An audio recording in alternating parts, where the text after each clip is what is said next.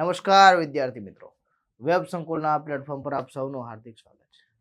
ચાલો ફટાફટ જોડાઈ જાઓ આપણી સાથે અને ફરીવાર આપણે હાજર થયા છીએ તમારા માટે લઈને ખાસ નવેમ્બર મહિનાના કરંટ અફેર. ઓકે, નવેમ્બર મહિનામાં બેન્કિંગ ક્ષેત્રમાં શું સુધારા થયા, ભારતના અર્થતંત્રમાં સુધારાઓ શું થયા, આ બધાનો આપણે અભ્યાસ કરવાનો છે કે ભાઈ દેશનું અર્થતંત્ર આપણે કહીએ છીએ મજબૂત બને છે, ડોલર સામે રૂપિયો નાનો થઈ રહ્યો છે. બરોબર, ભારતની સ્થિતિ કેવી છે ભાઈ, ગોલ્ડી લોક પીરિયડમાં ભારત છે એમ કહી શકાય. તો આ બધું શું છે એને સમજશું, શા માટે એવું કહેવામાં આવે છે એની પણ ચર્ચાઓ કરીશું અને શેના માટે આ તમને ઉપયોગી થશે. તો કે ભાઈ આરઆરબી ક્લર્ક છે, તમારી આવનારી શું છે કે ભાઈ આરઆરબી પીઓ છે, કે ભાઈ આવનારી કોઈ પણ બેન્કિંગ પરીક્ષાઓ છે જે 2026માં આવશે એના માટે સૌથી અગત્યનું છે. કારણ કે કરંટ અફેર તમને 1 વર્ષથી લઈને તે 16 મહિના સુધીનું જૂનું પૂછે છે. એટલે ફટાફટ દરેક વિદ્યાર્થીઓ જોડાઈ જાઓ અને વિડીયોને લાઈક અને શેર કરી દો. આપણે શરૂઆત કરવા જઈએ છીએ November month current affair. Okay, તો જોઈએ એની પહેલા તમને જણાવી દઉં કે ભાઈ જે વિદ્યાર્થીઓ બેન્કિંગ ક્ષેત્રમાં નવી તૈયારી કરે છે, જે વિદ્યાર્થીઓને બેન્કિંગ ક્ષેત્રનો બહુ અનુભવ નથી, તો તમારે એ માટે વેબ સંકુલ દ્વારા ખાસ એક સ્માર્ટ કોર્સ ડિઝાઇન કરવામાં આવ્યો છે જે તમને 0 થી લઈ તે છેક સિલેક્શન સુધી ઉપયોગી થાય એવો છે.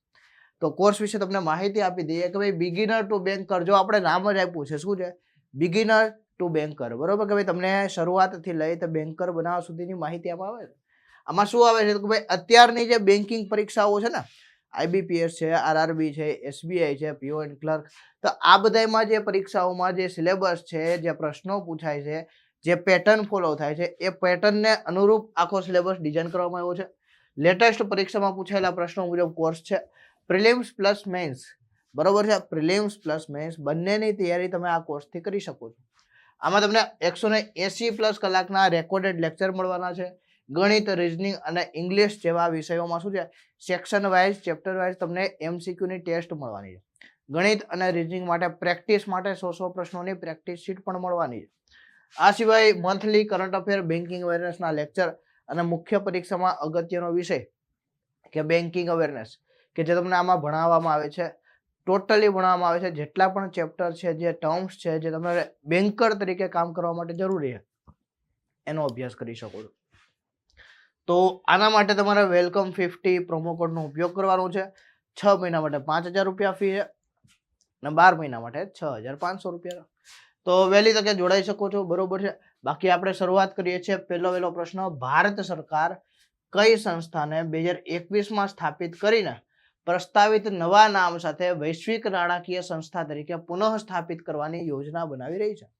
અને ઇન્ફ્રાસ્ટ્રક્ચર ડેવલપમેન્ટ બેંક નામ આપવાની વાત છે કે ભાઈ આ એક સંસ્થા છે ને, એની સ્થાપના ક્યારે થઈ હતી? 2021માં થઈ હતી. એનું શું છે, રિનેમ કરવાનું છે. રિનેમ શું કરવાનું છે ભાઈ? ઇન્ફ્રાસ્ટ્રક્ચર ડેવલપમેન્ટ બેંક, કે ભાઈ આંતરમાળખાકીય સુવિધાઓમાં કામ કરતી, જે વિકાસને લગતા કામ કરતી ડેવલપમેન્ટ બેંક. તો કઈ સંસ્થાના સંદર્ભમાં છે? સિડબી છે, એક્ઝિમ બેંક છે, નેબફીડ છે, નાબાર્ડ છે કે પછી આઈએફસીઆઈ છે? તમારે લોકોએ 2 સેકન્ડનો પોઝ લેવાનો છે, પછી જવાબ આપવાનો છે ક્યાં? કમેન્ટ બોક્સમાં. તો અહીંયા યાદ રાખજો, આ જે સંસ્થા છે એનું નામ શું છે? National bank for financing infrastructure development. NaBFID શું છે જો તમને લોકોને કહું? ઓકે,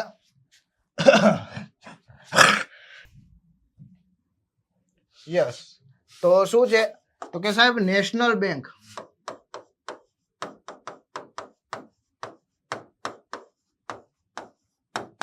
ફોર ફાઇનાન્સિંગ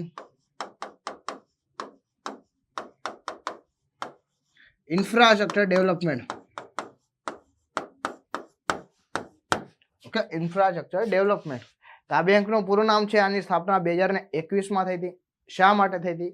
તો કે સાહેબ આંતરમાળખાકીય સુવિધાઓ જે છે, બરોબર છે ને, રોડ, રસ્તા, બ્રિજ, કમ્યુનિકેશન, વીજળી, પાણી, બરોબર, આવી જે બધી વસ્તુઓ છે ને એના માટે ફાઇનાન્સિંગ પૂરું પાડવાનું. તો એને રિનેમ કરવાની વાત છે અને ઇન્ટરનેશનલ સંસ્થા બનાવવાની વાત છે. કારણ કે આ નેશનલ બેંક છે. જો અહીંયા શબ્દ પહેલા શું આવે છે? નેશનલ બેંક આવે છે. તો નેશનલ બેંકને ઇન્ટરનેશનલી સંસ્થા બનાવવાની વાત છે. અને નવું નામ શું આપવામાં આવશે કે ભાઈ ઇન્ફ્રાસ્ટ્રક્ચર ડેવલપમેન્ટ બેંક, એટલે કે ભાઈ આઈડીબી. ઓકે,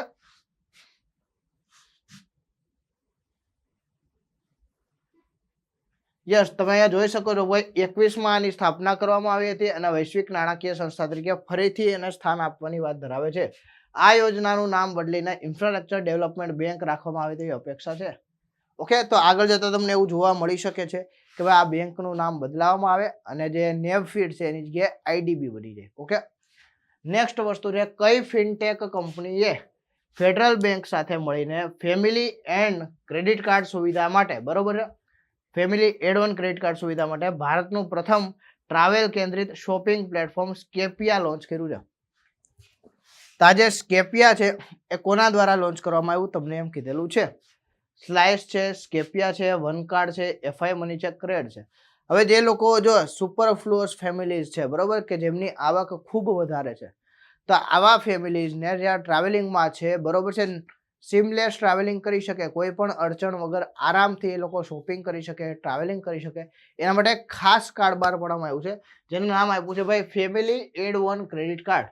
ઓકે, કે જેમાં ક્રેડિટ લિમિટ વધારે આપવામાં આવે છે, પ્લસ કેવું હોય કે ભાઈ આમાં હાઈ ઇન્ટરેસ્ટ રેટ હોય, કારણ કે આ કાર્ડ કોને કે ભાઈ ફેમિલીની નેટવર્થ જોઈને આપવામાં આવતા હોય, કે જે સુપરફ્લુઅસ ફેમિલી છે, એટલે કે ભાઈ ખૂબ ધનિક વર્ગના જે પરિવારો છે એ લોકો જ્યારે શોપિંગ માટે કે ટ્રાવેલિંગ માટે જાય છે તો એમને આ ક્રેડિટ કાર્ડ ઇસ્યુ કરવાની વાત છે, કે જેથી કરીને ખૂબ વધારે પ્રમાણમાં ક્રેડિટ આપી શકે અને અર્નિંગ કરી શકાય. તો આ વસ્તુ જે અહીંયા નામ છે એની ઉપરથી તમને ખ્યાલ આવી જાય શું છે કે ભાઈ સ્કેપિયા દ્વારા લોન્ચ કરવામાં આવ્યું છે. સ્કેપિયા કંપની છે એમના દ્વારા આ વસ્તુ લોન્ચ કરવામાં આવી છે. ઠીક છે, નેક્સ્ટ જોઈએ આપણે. તો સ્કેપિયાએ ફેડરલ બેંક સાથે મળીને આ ભાગીદારી કરેલી છે. આ પહેલનો ઉદ્દેશ્ય ભારતમાં પ્રવાસી ઉત્સાહીઓ માટે સ્કેપિયા અંતર્ગત ઇકોસિસ્ટમને મજબૂત કરવાનો છે, બરોબર છે, કે જે લોકો ટ્રાવેલિંગના શોખીન છે એના માટે આ વસ્તુ છે. નેક્સ્ટ જોઈએ આપણે કે મહિન્દ્રા એન્ડ મહિન્દ્રા કઈ બેંકમાં તેનો સંપૂર્ણ 3.45% હિસ્સો 682 કરોડમાં બ્લોક ડીલ દ્વારા વેચે તેવી શક્યતા છે. જો અહીંયા શબ્દ શું આવ્યો? Block deal. બ્લોક ડીલ એટલે આપણે આગળ વાત થઈ શું છે ભાઈ 25 કરોડ કે તેનાથી વધારેના કોઈ પણ કંપનીના શેર ખરીદવામાં આવે, કાં તો 5 લાખ શેર ખરીદવામાં આવે અથવા તો 25 કરોડથી વધારે વેલ્યુની જ્યારે કોઈ પણ કંપનીમાંથી ઇન્ટેક લેવામાં આવે તો એને શું કહેવાય? બ્લોક ડીલ કહેવાય. તો આવી બ્લોક ડીલમાં તાજેતરમાં કઈ બેંક દ્વારા આ વસ્તુ કરવામાં આવી? Axis bank, ICICI bank, RBL bank, yes bank કે પછી આઈડીએફસી ફર્સ્ટ બેંક? કઈ બેંક આવશે? બોલો, વિચાર કરો. યસ, ચાલો જવાબ આપવાનો છે તમારે. છોકરાઓનું કમ્પ્લેન હતી કે સાહેબ અમારે કરંટ અફેર ભણવું છે, અમારે બેન્કિંગ કરંટ અફેર ભણવું છે, તો એ તમે અહીંયા ભણી શકો છો અને મજાથી તમારા જ્ઞાનમાં વધારો કરી શકો છો. ઠીક છે, તો અહીંયા આવશે ભાઈ આરબીએલ બેંક દ્વારા આ વસ્તુ કરવામાં આવી છે. આરબીએલ બેંક દ્વારા તેમનો જે હિસ્સો હતો મહિન્દ્રા એન્ડ મહિન્દ્રામાં એ 682 કરોડના બ્લોક ડીલ દ્વારા વેચવામાં આવેલ છે. ઓકે, આ વ્યવહાર માટે ફ્લોર પ્રાઇસ પ્રતિ શેર 317 નક્કી કરવામાં આવી છે. એટલે કે ભાઈ આ જે શેર છે 317 ના ભાવે વેચવામાં આવ્યા છે. યસ, ઓકે, અને કેટલો ટકા હિસ્સો વેચ્યો છે ભાઈ? 3.45% હિસ્સો વેચેલો છે. યસ, કઈ બેંકે તેની પેટા કંપની નૈનીતાલ બેંક લિમિટેડમાં બહુમતી હિસ્સો વેચવાની યોજના સ્થગિત કરી છે અને તેને મજબૂત બનાવવા પર ધ્યાન કેન્દ્રિત કર્યું છે? તો આ એક બેંક છે નૈનીતાલ બેંક લિમિટેડ, બરોબર. એમાં એક જે બીજી બેંક છે ને એનો હિસ્સો હતો, ખૂબ મોટો હિસ્સો હતો. તો પેલા એવું બેંકે નક્કી કર્યું હતું કે ભાઈ આપણે આ બેંકનું પરફોર્મન્સ સારું નથી તો આપણે આપણો શેર વેચી દઈએ. પરંતુ હવે એ બેંકે નક્કી કર્યું કે ના ના, આપણે આ બેંકને મજબૂત બનાવીએ, બરોબર. નૈનીતાલ જે બેંક છે એને મજબૂત બનાવીએ અને આગળ જતા એ તમારે શું છે કે ભાઈ નવી નવી બ્રાન્ચ તરીકે કામ કરી શકે છે. તો આવું કોના દ્વારા કરવામાં આવ્યું? State bank of India, Punjab national bank, bank of Baroda, Canara bank કે પછી યુનિયન બેંક ઓફ ઇન્ડિયા? વિચારો કઈ બેંક દ્વારા એવો નિર્ણય લેવામાં આવ્યો કે સાહેબ આ જે વસ્તુ છે ને એ અગત્યની છે. ઓકે, નૈનીતાલ બેંક લિમિટેડ એટલે કે ભાઈ એનબીએલ જે છે એમાં હિસ્સો હતો, બરોબર છે. તો અહીંયા તમારો જવાબ આવશે બેંક ઓફ બરોડા. શું આવશે? બેંક ઓફ બરોડા, કે જે ખૂબ સારો એવો હિસ્સો ધરાવતું હતું આ બેંકમાં. પહેલા નક્કી કર્યું હતું બીઓબીએ કે ભાઈ આપણે હિસ્સો વેચી નાખશું, પૈસા રોકડા કરી લેશું. પછી બેંકને વિચાર આવ્યો કે ભાઈ આપણે આ જે છે ને એને સ્થાયી કરીએ અને આગળ જતા આ બેંક છે બીઓબીની નવી બ્રાન્ચ બની શકે. તો એને જે કાંઈ પણ આંતરમાળખાકીય સુવિધાઓ છે, ગ્રાહકો છે, એનો વાઇઝ ઉપયોગ થાય એટલા માટે આ નિર્ણય લીધો છે. ખૂબ સારી વાત કહેવાય. નેક્સ્ટ જોઈએ.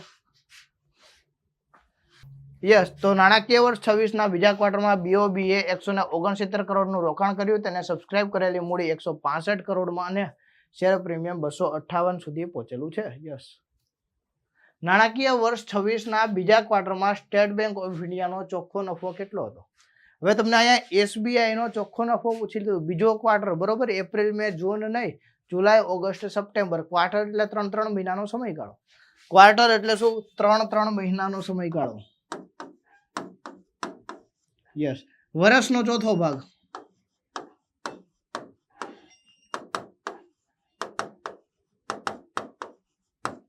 યસ, ઓકે, વર્ષનો ચોથો ભાગ. અને સેકન્ડ ક્વાર્ટર, બીજું ક્વાર્ટર એટલે શું?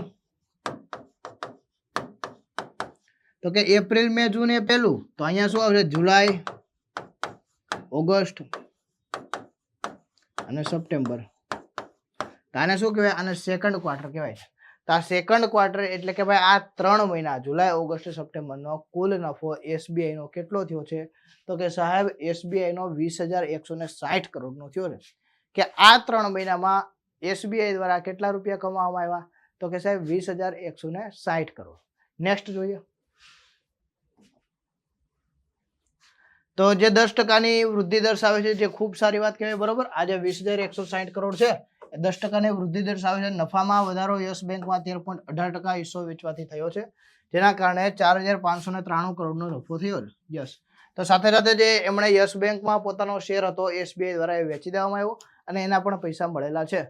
નેક્સ્ટ જોઈએ આપણે. WJP rule of law index, બરોબર. યસ. વર્લ્ડ જસ્ટિસ, આપણે કહીએ કે ભાઈ વર્લ્ડ જસ્ટિસ પોપ્યુલર. યસ. તો જે લો ઇન્ડેક્સ છે એમાં ભારતનો ક્રમ કયો છે? World justice programme. WJP એટલે શું કે ભાઈ world justice programme.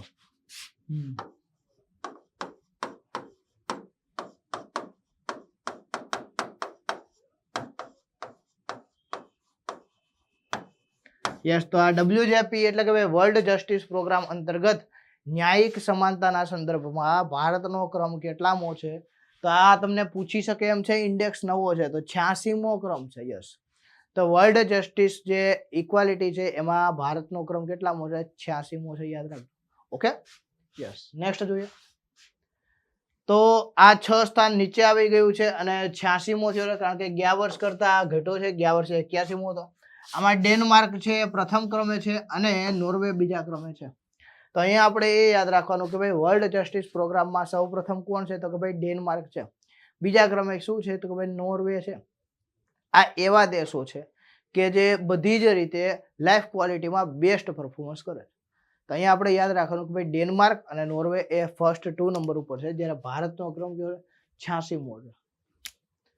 Computational material સાયન્સમાં ઉત્કૃષ્ટ યોગદાન બદલ કોને મનોહર પરીકર યુવા વૈજ્ઞાનિક પુરસ્કાર 2025 આપવામાં આવ્યો છે?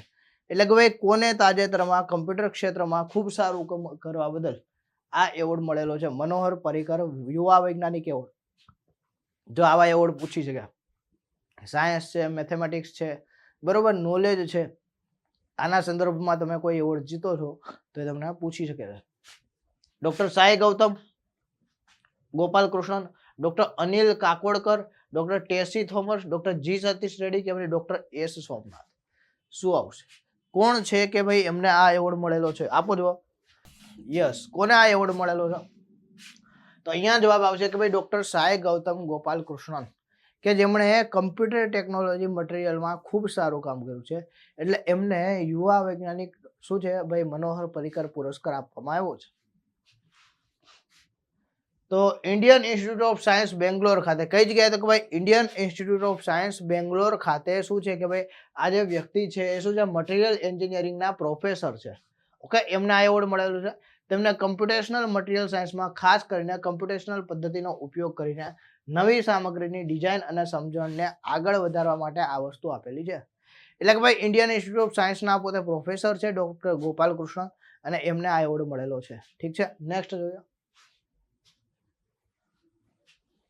ટાઇફૂન કાલમેઘી, જેને સ્થાનિક રીતે ટાઇફૂન ટીનો તરીકે ઓળખવામાં આવે છે, તેણે તાજેતરમાં ફિલિપાઇન્સના કયા ટાપુને અસર કરી હતી?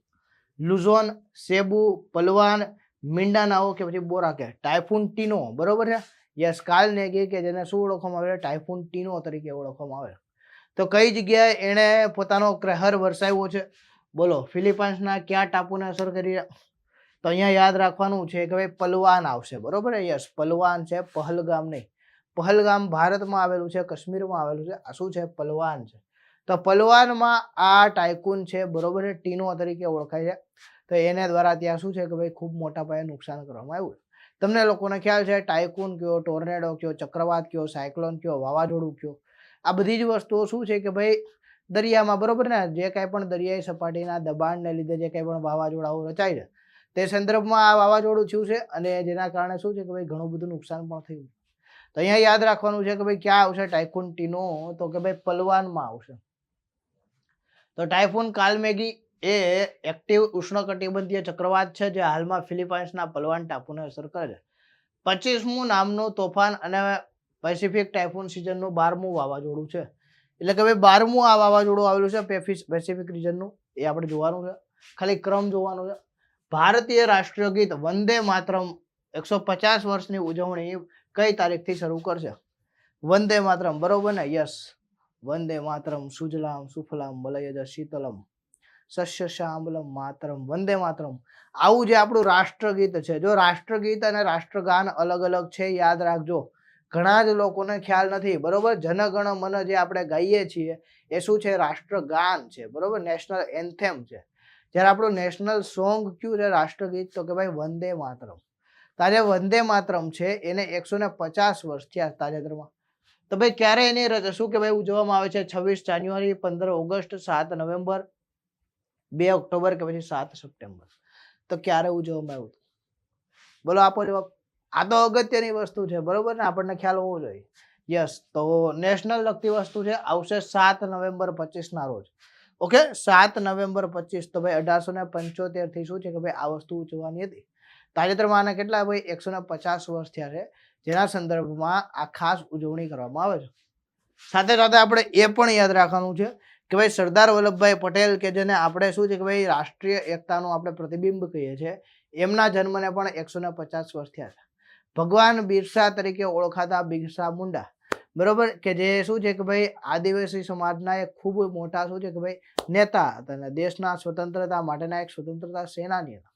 તો આ જે વ્યક્તિ છે, બરોબર છે, એમના પણ શું છે જન્મને 150 વર્ષ થયા છે 2025માં. તો આ 3 મોટા બિગ ઇવેન્ટ છે, આપણે યાદ રાખવાના છે કે જે આ 25માં બનેલા છે અને આના સંદર્ભમાં પ્રશ્ન તમારે હશે. કોઈ પણ રીતે આવે, રાષ્ટ્રગીત વંદે માતરમ વિશે આવે કે પછી સરદાર સાહેબ વખતે આવે કે પછી ભગવાન બિરસા તરીકે ઓળખાતા બિરસા મુંડા તરીકે આવે. ઓકે, તો આપણે એ યાદ રાખવાનું છે કે ભાઈ કોઈ પણ વ્યક્તિ વિશેષ અથવા તો આ બાબતને લગતો પ્રશ્ન આવે તો આપણને ખ્યાલ હોવો જોઈએ. ભારત 7 નવેમ્બર 2025 થી રાષ્ટ્રીય ગીત વંદે માતરમના 150 વર્ષની ઉજવણી કરશે. જે તે દિવસે મૂળ 1875માં બંકિમચંદ્ર દ્વારા રચવામાં આવ્યું હતું. યસ, બંકિમચંદ્ર ચેટર્જી, બરોબર, એમના દ્વારા રચવામાં આવ્યું હતું. આ ઉજવણીનું આયોજન સંસ્કૃતિ મંત્રાલય દ્વારા ઇન્દિરા ગાંધી ઇન્ડોર સ્ટેડિયમ નવી દિલ્હી ખાતે કરવામાં આવશે. નેક્સ્ટ પ્રશ્ન જોઈએ આપણે કે ભાઈ world cooperative monitor global rankings 2025માં કયા ભારતીય સહકારીએ પ્રથમ ક્રમ મેળવ્યો? એટલે કે ભાઈ ભારતના જે સહકારી ક્ષેત્રો છે એમાંથી કોઈ પણ એક છે ને એનો આમાં પ્રથમ ક્રમ આવ્યો છે. કઈ બાબતમાં? તો કે ભાઈ world cooperative monitor global ranking. એટલે કે ભાઈ સહકારી એટલે શું કે ભાઈ લોકોના સમૂહ દ્વારા ભેગા થઈને કોઈ પણ પ્રવૃત્તિ કરવામાં આવતી હોય એને આપણે સહકારી પ્રવૃત્તિ કરીએ. અમૂલ જે છે, બરોબર, તો આણંદ મિલ્ક યુનિયન લિમિટેડ, ભાઈ આણંદના જે કોઈ પણ દૂધ જે વિક્રેતાઓ છે એ બધા ભેગા થઈને બનાવેલું એક ટાઈપનું શું છે કે ભાઈ યુનિયન છે. તો આવું કઈ જો સહકારી એકમ છે કે ભાઈ એમને તાજેતરમાં પ્રથમ ક્રમ મળેલો છે? ઇફકો છે, એટલે કે ભાઈ ઇન્ડિયન ફાર્મર્સ ફર્ટિલાઇઝર કોર્પોરેશન છે. અમૂલ છે, આણંદ મિલ્ક યુનિયન લિમિટેડ. ક્રિબકો છે, એટલે કે ભાઈ કૃષક ભારતી કોર્પોરેશન છે, બરોબર. નાફેડ છે, યસ, નેશનલ ફેડરેશન છે, બરોબર, એગ્રીકલ્ચર માટેનું ફેડરેશન છે. કે પછી મધર ડેરી છે. આમાંથી કઈ વસ્તુ છે કે ભાઈ જેને તાજેતરમાં પ્રથમ ક્રમ મળેલો છે? અને ઇન્ટરનેશનલ લેવલે પ્રથમ ક્રમ મળે તો ભાઈ ખૂબ સારી વાત કહેવાય. ઓકે, આ વસ્તુ ભારત માટે ગર્વ લેવા જેવી છે. યસ, તો શું આવશે આમાં? બોલો. યસ, તો યાદ રાખજો ખાસ મારા વહાલા વિદ્યાર્થીઓ, અહીંયા આવશે અમૂલ, બરોબર. યસ, અમૂલ જે છે તમને લોકોને ખ્યાલ છે અમૂલ દૂધ પીતા હે ઇન્ડિયા. અમૂલની તમે એડવર્ટાઇઝમેન્ટ જુઓ ને તો બહુ ક્રિએટિવ એડવર્ટાઇઝમેન્ટ હોય છે. યસ, તો આ જે અમૂલ છે એને બેસ્ટ પ્રથમ ક્રમ મળેલો છે. યાદ રાખજો શેના માટે તો ભાઈ વર્લ્ડ કોઓપરેટિવ મોનિટરિંગ ગ્લોબલમાં, બરોબર છે. યસ, તો અમૂલ ને શું છે કે ભાઈ વર્લ્ડ કોઓપરેટિવ ગ્લોબલમાં પ્રથમ સ્થાન મળેલું છે. ઇફકો એ વૈશ્વિક સ્તરે બીજું સ્થાન મેળવ્યું છે. બીજા સ્થાને શું રહેલું છે તો કે સાહેબ આ ઇફકો રહેલી છે. યસ, શું રહેલું છે? ઇફકો, બરોબર, Indian farmers fertiliser cooperation.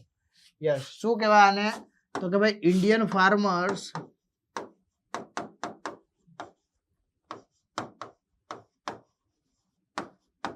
Fertiliser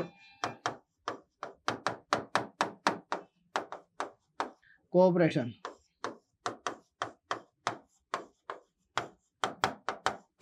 okay, તો આ યાદ રાખવાનું છે. નેક્સ્ટ જોઈએ આપણે.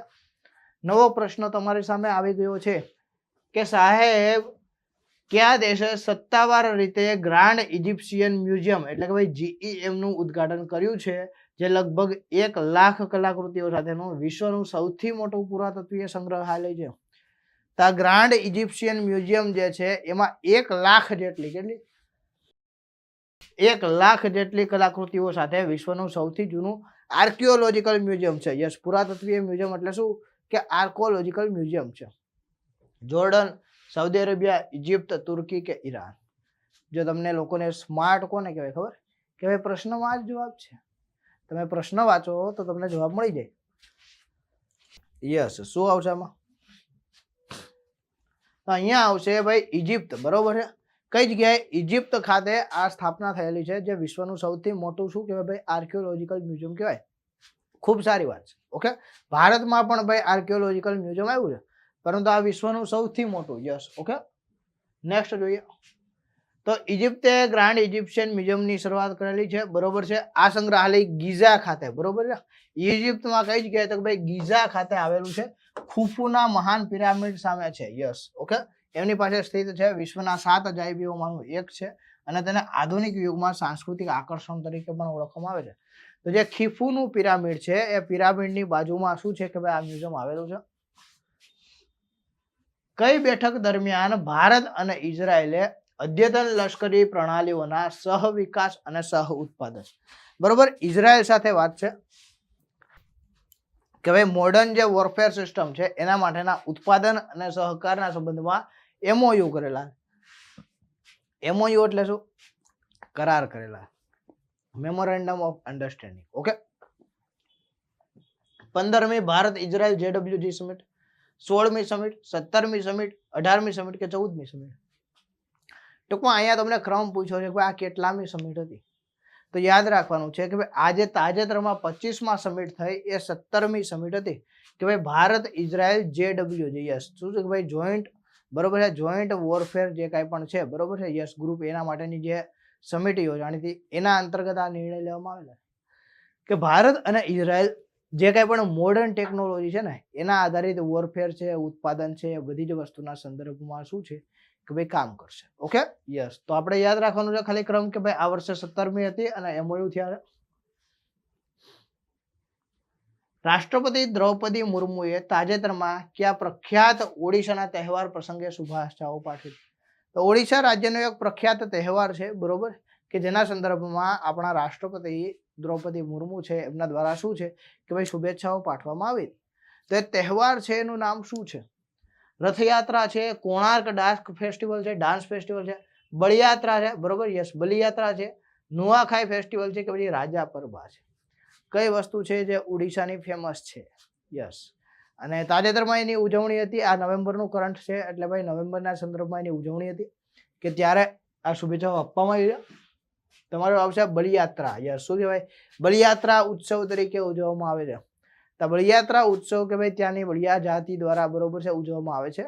ધાર્મિક અને સાંસ્કૃતિક રીતે વિશેષ મહત્વનો તહેવાર છે. તેની શુભેચ્છાઓ કોણ તો કે ભાઈ આપણા રાષ્ટ્રપતિ શ્રી આપેલી છે.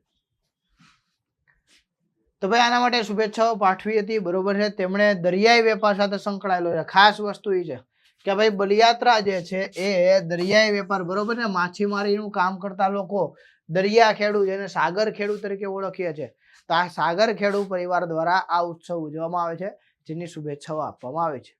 નેક્સ્ટ જોઈએ.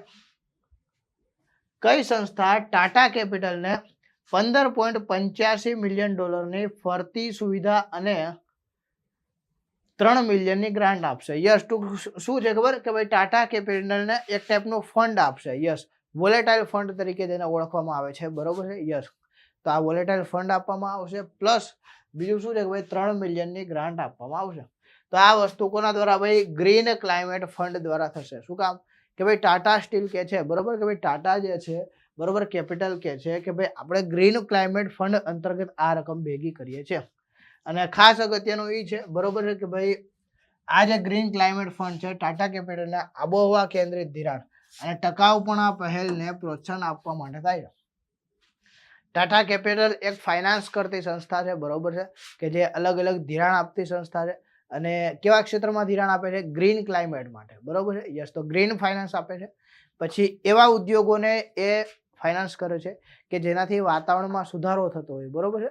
જે કાંઈ પણ વસ્તુ જે છે એનાથી વાતાવરણમાં સુધારો થતો હોય, પ્રદૂષણ ન ફેલાતું હોય, એના માટે જે કામગીરી કરવામાં આવે એને શું કહે? ગ્રીન ક્લાઇમેટ કહેવામાં આવે છે. ઠીક છે. યસ, તો આવા ગ્રીન ફાઇનાન્સ આપવાનું કામ કરે છે. નેક્સ્ટ જોઈએ આપણે, ઝારખંડના ઝારિયા કોલફિલ્ડમાં સપાટી પર કોલસાની આગ અને જમીનના ભૂસ્ખલન પર દેખરેખ રાખવા માટે ત્રિપક્ષીય સમજૂતી કરાર કયા સંગઠનોએ કરેલા છે? તો ઝારિયા ડિસ્ટ્રિક્ટ ઝારખંડની વાત છે. તે ખાસ કઈ વસ્તુ માટે છે? તો કે સાહેબ અહીંયા લખેલું જ છે કે ભાઈ ખાસ શું છે કે ભાઈ કોલસાની આગ અને જમીનના ભૂસ્ખલન પર ધ્યાન રાખવા માટે. શું છે કે ભાઈ યસ, ઝારખંડ કોલસા માટે ફેમસ છે. ઝારખંડનું ધનબાદ કોલસાનું હબ કહેવામાં આવે છે. યસ, તો ઈસરો, એનટીપીસી અને કોલ ઇન્ડિયા, ઈસરો, એનએસઆરસી, બીસીસીએલ અને સીએમપીડીઆઈ, ઓએનજીસી, બીસીસીએલ અને નાલ્કો, એનએલસી ઇન્ડિયા, સીએમપીડીઆઈ અને ગ્રેલ, કે પછી સીએસઆઈઆર, કોલ ઇન્ડિયા અને એનટીપીસી કઈ સંસ્થા છે કે જેમના દ્વારા આ કરાર કરેલા છે? ચાલો આપો જવાબ. યસ, તો અહીંયા તમારે યાદ રાખવું પડશે એનઆરએસસી, ઈસરો, બીસીસીએલ અને સીએમપીડીઆઈ. તો કે સાહેબ આ શું છે? તો આપણે જોઈએ, બરોબર છે. યસ, તો આના માટે એનઆરએસસી, બરોબર છે, પછી સેન્ટ્રલ સીએમપીડીઆઈ એટલે કે ભાઈ central mine planning and design institute, પછી Bharat coal India limited, BCCL એટલે શું છે ભાઈ? Bharat coal India limited. તો આ લોકો વચ્ચે કરાર થયા છે કે જે કોલસો છે, બરોબર છે. યસ, કોલસો અને ભૂસ્ખલન ન થાય, જમીન પોચી બને, ભૂસ્ખલન થાય, શું છે? લોકોની નુકસાની થાય, જાનની અને માલની નુકસાની થાય, તે વસ્તુ ન થાય એટલા માટે આ કરેલ છે. આ અભ્યાસનું શીર્ષક શું છે એટલે કે ભાઈ થીમ શું હતી? તો કે ભાઈ ઝરિયા કોલફિલ્ડમાં સપાટી પર અને કોલસાની આગ અને સંકળાયેલ ભૂસ્ખલનનું રેખાંકન. એટલે કે ભાઈ ઝરિયા જે કોલફિલ્ડ છે ત્યાં જે લોકો છે એમના વસવાટ સંદર્ભની વાત છે, એમના જે કોલસાની આગ છે, એમની જે રાખ છે એના સંદર્ભમાં વાત કરવામાં આવે છે. ઠીક છે. તો અહીંયા આપણે એટલા યાદ રાખવાનું કે ભાઈ આ ધનબાદ છે ત્યાંની વાત થાય છે, કોલફિલ્ડની વાત થાય છે, ઝરિયા. યસ, નેક્સ્ટ આપણે જોઈએ ડિસેમ્બર 25 સુધીમાં ભારત પ્રોજેક્ટ ચિત્તા હેઠળ કયા દેશમાંથી 8 ચિત્તાઓની બીજા બેચનું સ્વાગત કરવાનું છે? એટલે કે ભાઈ ભારત દ્વારા 2021 થી પ્રોજેક્ટ ચિત્તા અંતર્ગત અન્ય દેશોમાંથી ચિત્તાઓ મંગાવવામાં આવે, કારણ કે ભારતના જંગલોમાં ચિત્તાઓનું અસ્તિત્વ નામશેષ થઈ ગયું છે. તો પેલા આપણે નામીબિયાથી મંગાવ્યા હતા, બરોબર છે, હવે પાછા મંગાવવાના કઈ જગ્યાથી? નામીબિયાથી, સાઉથ આફ્રિકાથી, કેન્યાથી, બોત્સવાનાથી કે પછી તાંઝાનિયાથી. પેલા આપણે ચિત્તાઓ મંગાવ્યા હતા, હવે પાછા ચિત્તાઓ મંગાવ્યા છે. યસ, પેલા જે ચિત્તાઓ મંગાવ્યા હતા એ ભારતમાં રહ્યા છે, એમને ભારતનું વાતાવરણ સેટ આવી ગયું છે અને હવે ભારતમાં ધીમે ધીમે સેટ થઈ જાય. એવી રીતના બીજા ચિત્તા મંગાવવામાં આવ્યા છે, એ અહીંયા રહેશે, બરોબર. કપલમાં ચિત્તાઓ મંગાવવામાં આવે છે, જે અહીંયા રહેશે, વસવાટ કરે છે, પછી એમના બચ્ચાઓ થાય છે અને ધીમે ધીમે ચિત્તાની વસ્તી વધે છે. તો અહીંયા તમને એમ જ પૂછ્યું છે કે ભાઈ આ વસ્તુ છે હવે કયા દેશમાંથી કરવામાં આવશે? પહેલા આપણે નામીબિયાથી મંગાવ્યા હતા, શું બીજી વાર નામીબિયાથી લાવવાના છે? બોલો શું આવશે? Botswana, Kenya, south Africa, Tanzania. શું જવાબ આવશે? સૌથી પહેલો જવાબ તમારા કમેન્ટ બોક્સમાં આવવો જોઈએ. યસ, તો અહીંયા તમારો જવાબ શું આવશે કે સાહેબ આ બોત્સવાનાથી મંગાવવાના છે. ક્યાંથી મંગાવવાના છે? બોત્સવાનાથી મંગાવવાના છે. પેલા ક્યાંથી મંગાવ્યા હતા? નામીબિયાથી મંગાવ્યા હતા. તો ડિસેમ્બર 25ના ત્રીજા અઠવાડિયા સુધીમાં આ ચિત્તાઓ આવી જશે. ચિત્તા હાલમાં બોત્સવાનામાં ક્વોરન્ટાઇન થયેલા છે અને તેમને કુનો નેશનલ પાર્ક મધ્યપ્રદેશમાં રાખવામાં આવ્યો. ભારતમાં લાવીને કઈ જગ્યાએ રાખવામાં આવશે? તો કે સાહેબ કુનો નેશનલ પાર્ક એમપી ખાતે રાખવામાં આવશે.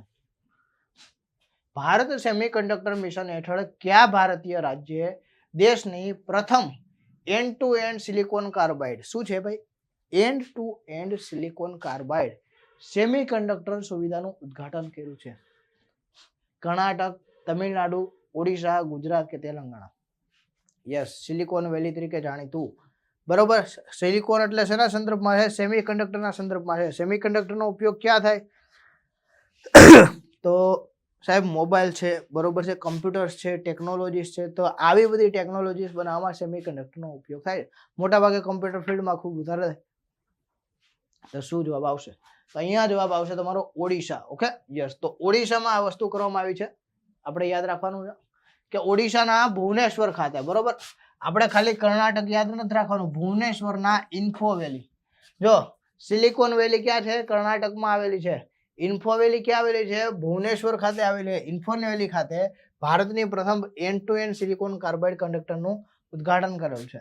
આ પ્રોજેક્ટ ભારતના સેમિકન્ડક્ટર ઉત્પાદન ઇકોસિસ્ટમને મજબૂત બનાવવા માટે શું છે કે ભાઈ એક ખૂબ મોટો ભાગ ભજવશે.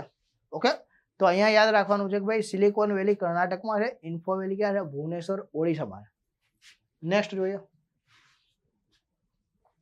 આઈઆઈટી ગુવાહાટી ખાતે north East science and technology, બરોબર, ક્લસ્ટરનું ઉદ્ઘાટન કોના દ્વારા થયેલું છે? જે સેમિકન્ડક્ટર, એઆઈ અને વાંસ આધારિત ટેકનોલોજી પર ધ્યાન કેન્દ્રિત કરે છે. તો ભાઈ north East science technology, yes. તો શું છે ભાઈ? એનઈએસટી તરીકે ઓળખાય છે. અને જેનો ઉદ્દેશ્ય શું છે કે ભાઈ સેમિકન્ડક્ટર, એઆઈ અને વાંસ, બરોબર, યસ, જેને બંબુ કહેવાય છે. તો આ સંદર્ભમાં નવું ઇનોવેશન કરવાના વાત છે. એઆઈ નો ઉપયોગ કરીને ભાઈ વાંસનો ઇનોવેશન કરવાની વાત છે, બરોબર. એઆઈ નો ઉપયોગ કરીને સેમિકન્ડક્ટર સેક્ટરમાં વાત છે. તેના માટે શું આવશે? ડોક્ટર જીતેન્દ્રસિંહ. કોણે આ ઉદ્ઘાટન કરાવ્યું? જ્યોતિરાદિત્ય માધવરાવ સિંધિયા, અશ્વિની વૈષ્ણવ, ધર્મેન્દ્ર પ્રધાન કે કિરેન રિજિજુ? જો આવા ઉદ્ઘાટન જે તે મંત્રાલયના મંત્રી સંકળાયેલા હોય ને એમના દ્વારા કરવામાં આવે. તો અહીંયા તમારો જવાબ શું આવશે ભાઈ? જ્યોતિરાદિત્ય સિંધિયા, જ્યોતિરાદિત્ય માધવરાવ સિંધિયા જે છે એમના દ્વારા આ ઉદ્ઘાટન કરવામાં આવ્યું છે. શું કામ કે ભાઈ આ જે મંત્રાલય છે એ કોની પાસે છે? તો કે ભાઈ આમની પાસે છે. Okay, yes. તો નેક્સ્ટ જોઈએ આપણે. તો કેન્દ્રીય મંત્રી જ્યોતિરાદિત્ય માધવરાવ સિંધિયાએ આનું ઉદ્ઘાટન કરેલું છે. તેમણે આસામમાં 635 કરોડના વિકાસ પ્રોજેક્ટનું પણ ઉદ્ઘાટન કરેલું છે. ઓકે, નેક્સ્ટ જોઈએ આપણે. નીતિ આયોગના સંદર્ભમાં પ્રશ્ન આવ્યો છે અને નીતિ આયોગ વિશે પણ પૂછે તો આપણને ખબર હોવી જોઈએ, બરોબર ને? આયોજન કમિશનના સ્થાને રચાયેલું છે. યસ. તો આ નીતિ આયોગના રિપોર્ટ મુજબ ભારતનું બાયો ઇકોનોમિક ક્ષેત્ર 2030 સુધીમાં કયા મૂલ્ય સુધી પહોંચશે? બાયો ઇકોનોમી એટલે ભાઈ બાયો ડીઝલ છે, બરોબર છે, બાયોગેસ છે, જે કાંઈ પણ, બરોબર ને, જે હ્યુમન વેસ્ટ છે, બરોબર, જે કોઈ પણ છે, બરોબર છે, વેસ્ટ છે, એમાંથી આપણે ઈંધણ ઉત્પન્ન કરીએ છીએ. તે સંદર્ભમાં આ ઇકોનોમી ક્યાં સુધી પહોંચશે? $150 બિલિયન, $200 બિલિયન, $300 બિલિયન, $400 બિલિયન કે $500 બિલિયન? તો યાદ રાખવાનું કે ભાઈ બાયો ઇકોનોમીમાં ભારત $300 બિલિયન સુધી પહોંચશે. બાયો ઇકોનોમી એટલે ભાઈ બાયોગેસ છે, બાયોગેસ પ્લાન્ટ છે, બરોબર, બાયોફ્યુલ છે. આ વસ્તુના સંદર્ભમાં જે બાયોફ્યુલ તમને લોકોને ખ્યાલ છે કે ભાઈ હમણાં ખૂબ ફેમસ છે. યસ. તો બાયો ઇકોનોમિક ક્ષેત્રમાં આટલો વિકાસ થશે અને જે ભારતના વિકસિત રાષ્ટ્રના વિઝનને પ્રાપ્ત કરવા માટે કૃષિ પરિવર્તનને ચાવીરૂપ ગણવામાં આવ્યું છે. 1 જાન્યુઆરી 2007 પછી જન્મેલા કોઈ પણ વ્યક્તિને તમાકુ ઉત્પાદનો ખરીદવા, વાપરવા અને વેચવા પર પ્રતિબંધ મૂકતો પેઢીગત ધૂમ્રપાન ધારો કયા દેશ દ્વારા લાગુ પાડવામાં આવ્યો છે? કે ભાઈ જો તમે 1 જાન્યુઆરી 7 પછી જન્મા છો તો તમે તમાકુ ખરીદી નહીં શકો, વેચી નહીં શકો કે પછી કન્ઝ્યુમ નહીં કરી શકો, એટલે કે ભાઈ ખાઈ નહીં શકો. New Zealand, United Kingdom, Maldives, Australia કે પછી સિંગાપુર? તાજેતરમાં આ વસ્તુ ટોટલી તમાકુ પ્રતિબંધ કોના માટે? તો કે ભાઈ 1 જાન્યુઆરી 2007 કે એના પછી જન્મેલા લોકો માટે. ટૂંકમાં નવી જે પેઢી છે ને એ લોકો આનું આદિ ન બને એટલા માટે આ વસ્તુ કરેલી છે. તો શું આવશે બોલો? યસ, જવાબ આપો મારા વહાલા વિદ્યાર્થીઓ. શું આવશે? એનીવન? તો અહીંયા તમારો જવાબ આવશે માલદીવ. ઓકે, માલદીવ કે જેની રાજધાની માલે છે. તો આ માલદીવ છે એની દેશ દ્વારા નક્કી કરવામાં આવ્યું છે કે ભાઈ 2007 પછી જન્મેલા કોઈ પણ નાગરિક જે છે એ તમાકુ કન્ઝ્યુમ નહીં કરી શકે, વેચી નહીં શકે, ખરીદી નહીં શકે. ઓકે, તે સંદર્ભમાં આ સંપૂર્ણ પ્રતિબંધ વાળો કાયદો છે.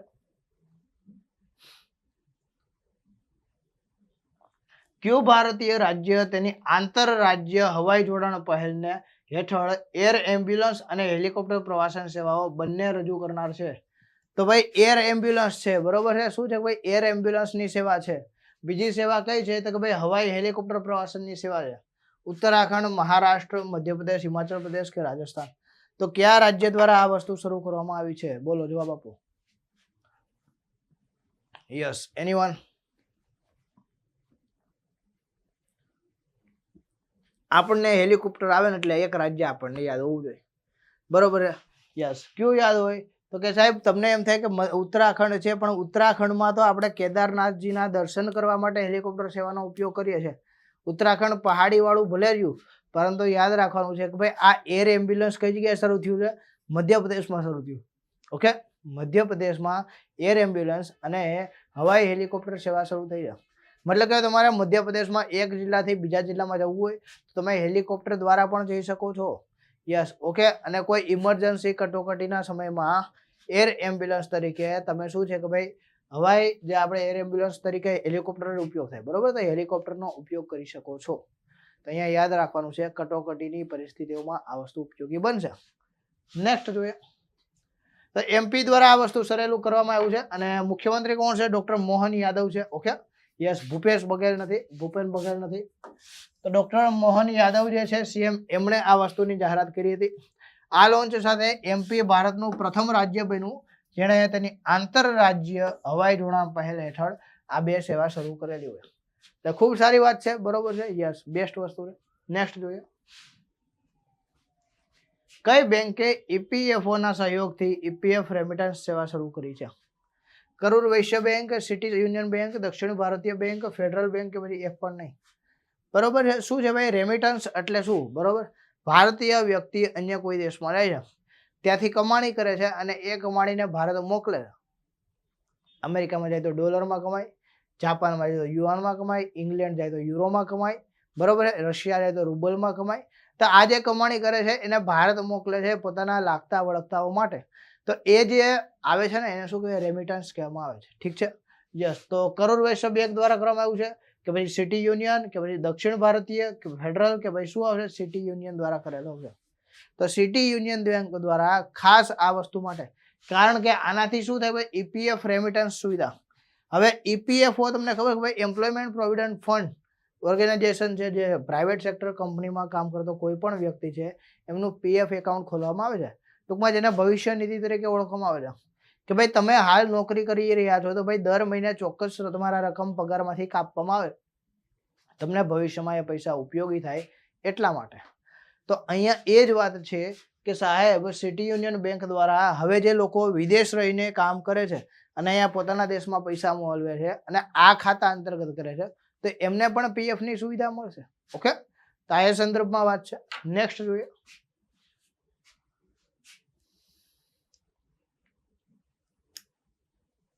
એસબીઆઈ અને ફ્રાન્સની અમુંડી સંયુક્ત રીતે, બરોબર છે, એસબીઆઈ ફંડમાં કેટલો હિસ્સો વેચશે?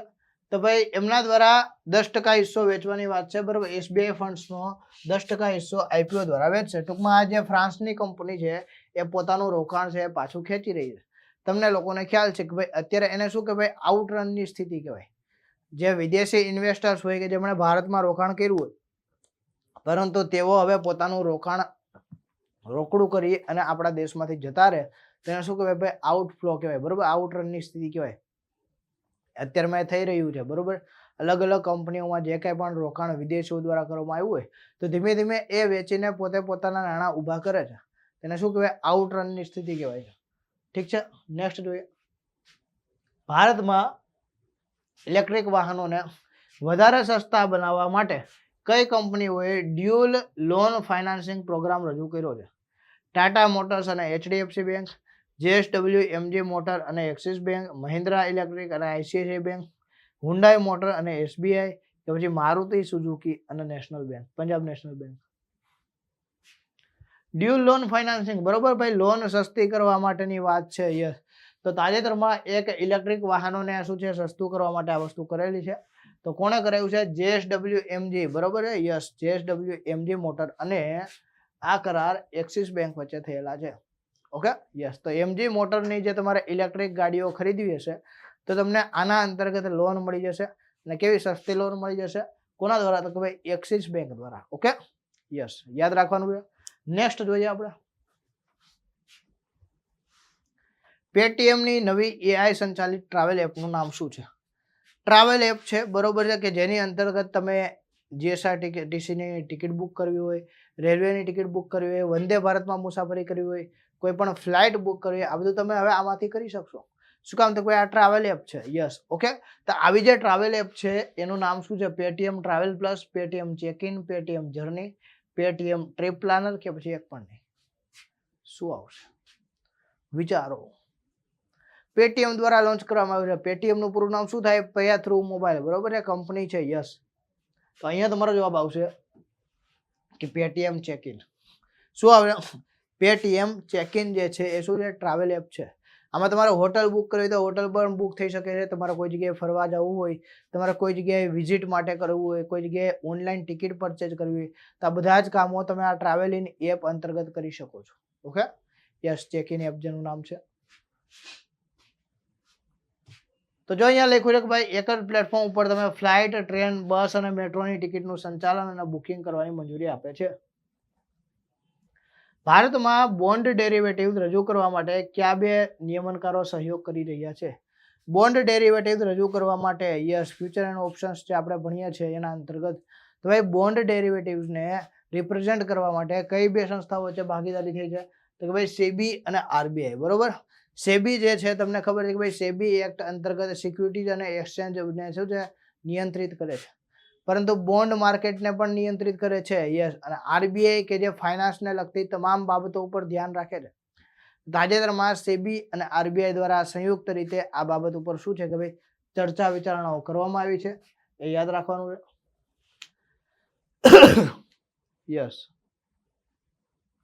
નાણાકીય વર્ષ 26ના સેકન્ડ ક્વાર્ટરમાં, સેકન્ડ ક્વાર્ટર એટલે શું? જો આપણે આગળ ચર્ચા કરી હતી કે સાહેબ July, August, September. Okay yes, April, May, June નહીં, જુલાઈ, ઓગસ્ટ, સપ્ટેમ્બર. વર્ષનો ચોથો ભાગ એટલે શું થાય? 3 મહિના. 3 મહિનાને શું કહેવાય? ક્વાર્ટર કહેવામાં આવે છે.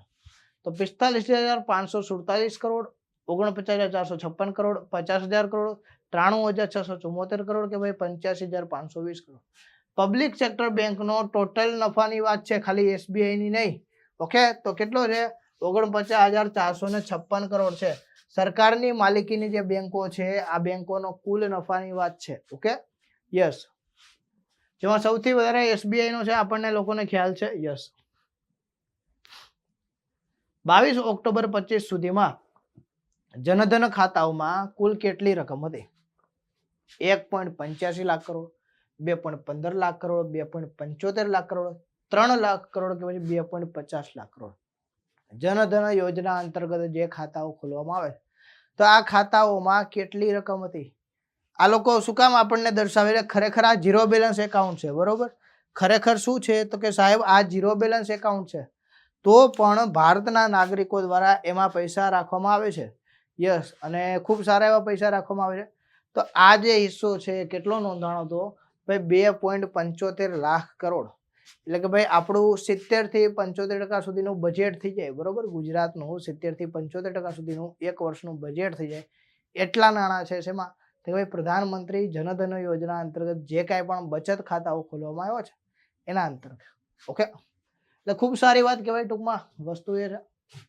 તો ભાઈ આ 2.75 લાખ કરોડ ને વટાવી ગઈ છે, જેમાં 56.85 કરોડ ખાતાઓ ખોલવામાં આવ્યા છે. ખાતાઓ કેટલા છે? 56.85 કરોડ છે. Okay yes. જાહેર ક્ષેત્રની બેંકો સૌથી મોટો હિસ્સો ધરાવે છે, 2.15 લાખ કરોડ. સૌથી વધારે હિસ્સો આમાં કોનો છે? કે ભાઈ પબ્લિક સેક્ટર બેંકનો છે. Okay yes. નેક્સ્ટ જોઈએ. નવી દિલ્હીમાં કોને સેવેલિયર ડી લ ઓર્ડે નેશનલ ડુ મેરિટ knight of the national order of merit એનાયત કરવામાં આવ્યું? મુકેશ અંબાણી, સુનિલકાંત મુંજાલ. એક પ્રકારનો આ શું છે ભાઈ? એવોર્ડ છે, બરોબર. સન્માનિત કરવામાં આવ્યા છે. રતન ટાટા, આનંદ મહિન્દ્રા, કે પછી આદિત્ય પુરી. કોને આ સન્માનથી સન્માનિત કરવામાં આવ્યા છે? ચાલો આપો જવાબ.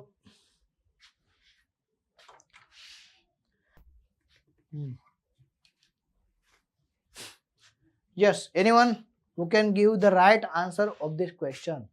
સૌથી અગત્યના પ્રશ્નો છે વહાલા વિદ્યાર્થીઓ, અને તમારી પરીક્ષામાં આવશે તો ભાઈ ફાઇનાન્સને લગતા આવા જ પ્રશ્નો આવશે જે તમને ખૂબ એટલે ઉપયોગી થઈ શકે એમ છે. ઠીક છે, યસ. તો અહીંયા તમારો જવાબ શું આવશે કે તમારો જવાબ આવશે કે સાહેબ અહીંયા આવશે સુનિલકાંત મુંજાલ. ઓકે, કોણ છે સુનિલકાંત મુંજાલ? તો કે ભાઈ હીરો એન્ટરપ્રાઇઝના ચેરમેન છે.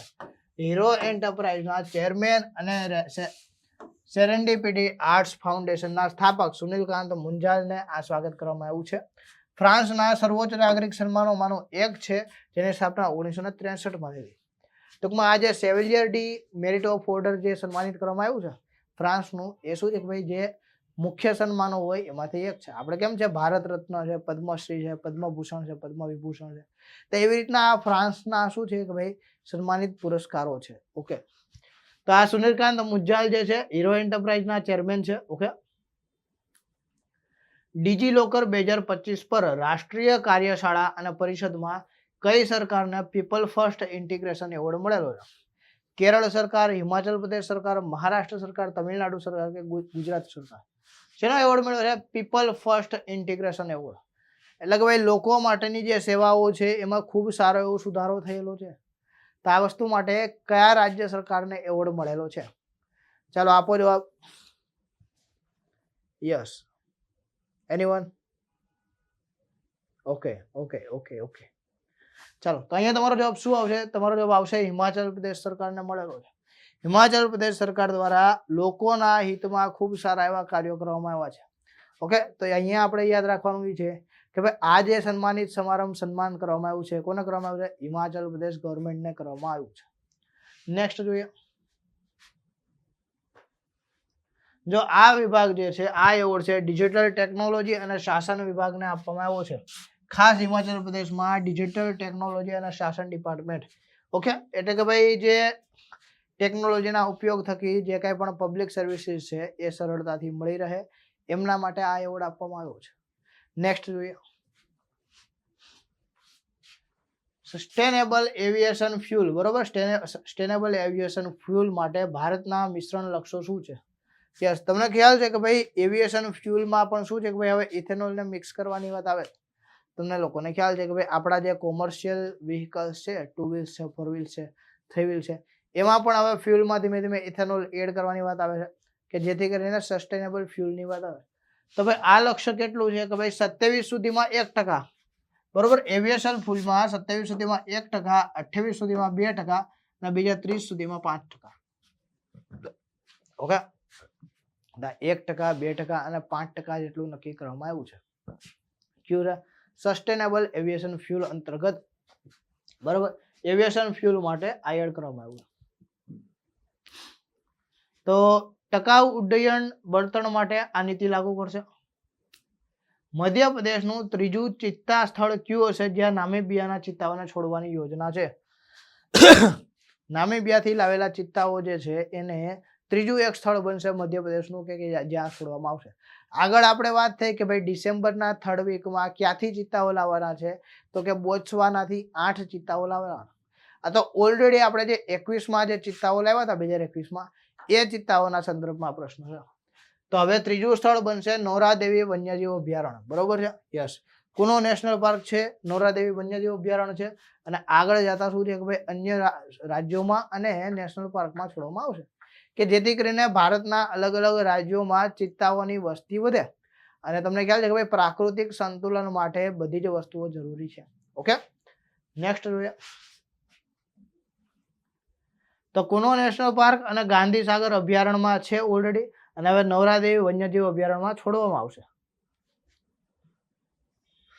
ભારતમાં કયું રાજ્ય એલોન મસ્કની Starlink satellite communication private limited સાથે લેટર ઓફ ઇન્ટેન્ટ પર હસ્તાક્ષર કરશે? તો સ્ટારલિંક તમને લોકોને ખ્યાલ છે કે ભાઈ સેટેલાઇટ જે છે કમ્યુનિકેશન અંતર્ગત ઇન્ટરનેટ સુવિધાઓ પૂરી પાડે છે. તો આનો લાભ લેવા માટે ભારતનું એક રાજ્ય છે એમણે લેટર ઓફ ઇન્ટેન્ટ અંતર્ગત શું છે કે ભાઈ આ જે સેવાઓ પૂરી પાડે છે એના બદલામાં આ જે તે સરકાર છે એમને પેમેન્ટ કરશે. તો આ વસ્તુ માટે કરાર કરવામાં આવ્યા છે કયા રાજ્ય દ્વારા? ગુજરાત, મહારાષ્ટ્ર, કર્ણાટક, તેલંગાણા, મધ્યપ્રદેશ. શું જવાબ આવશે બોલો?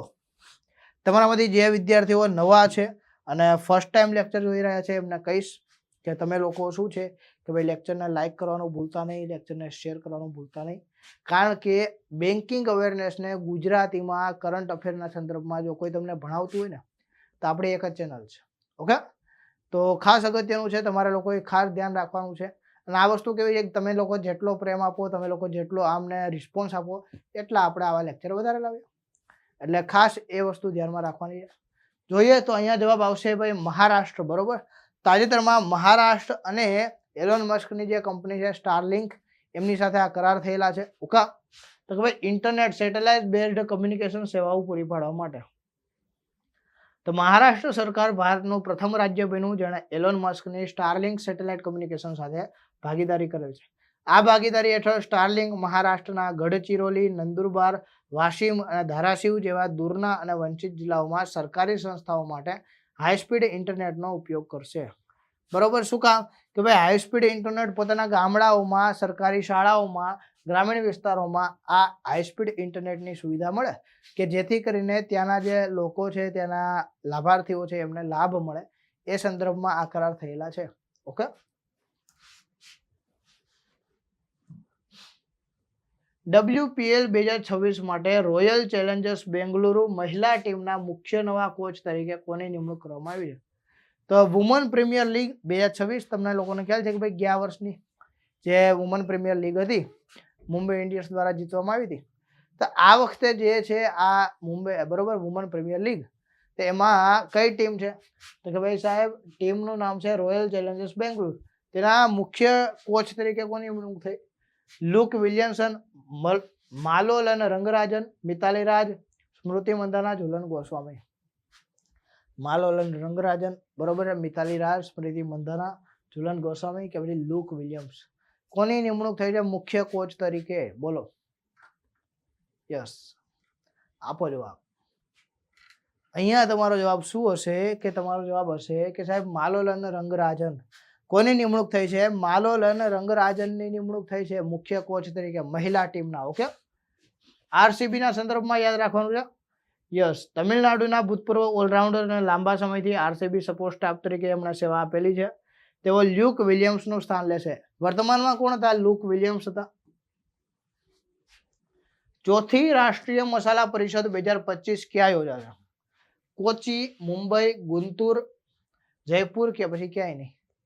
મસાલા પરિષદના સંદર્ભમાં વાત છે. ચોથી રાષ્ટ્રીય મસાલા પરિષદ કઈ જગ્યાએ યોજાશે?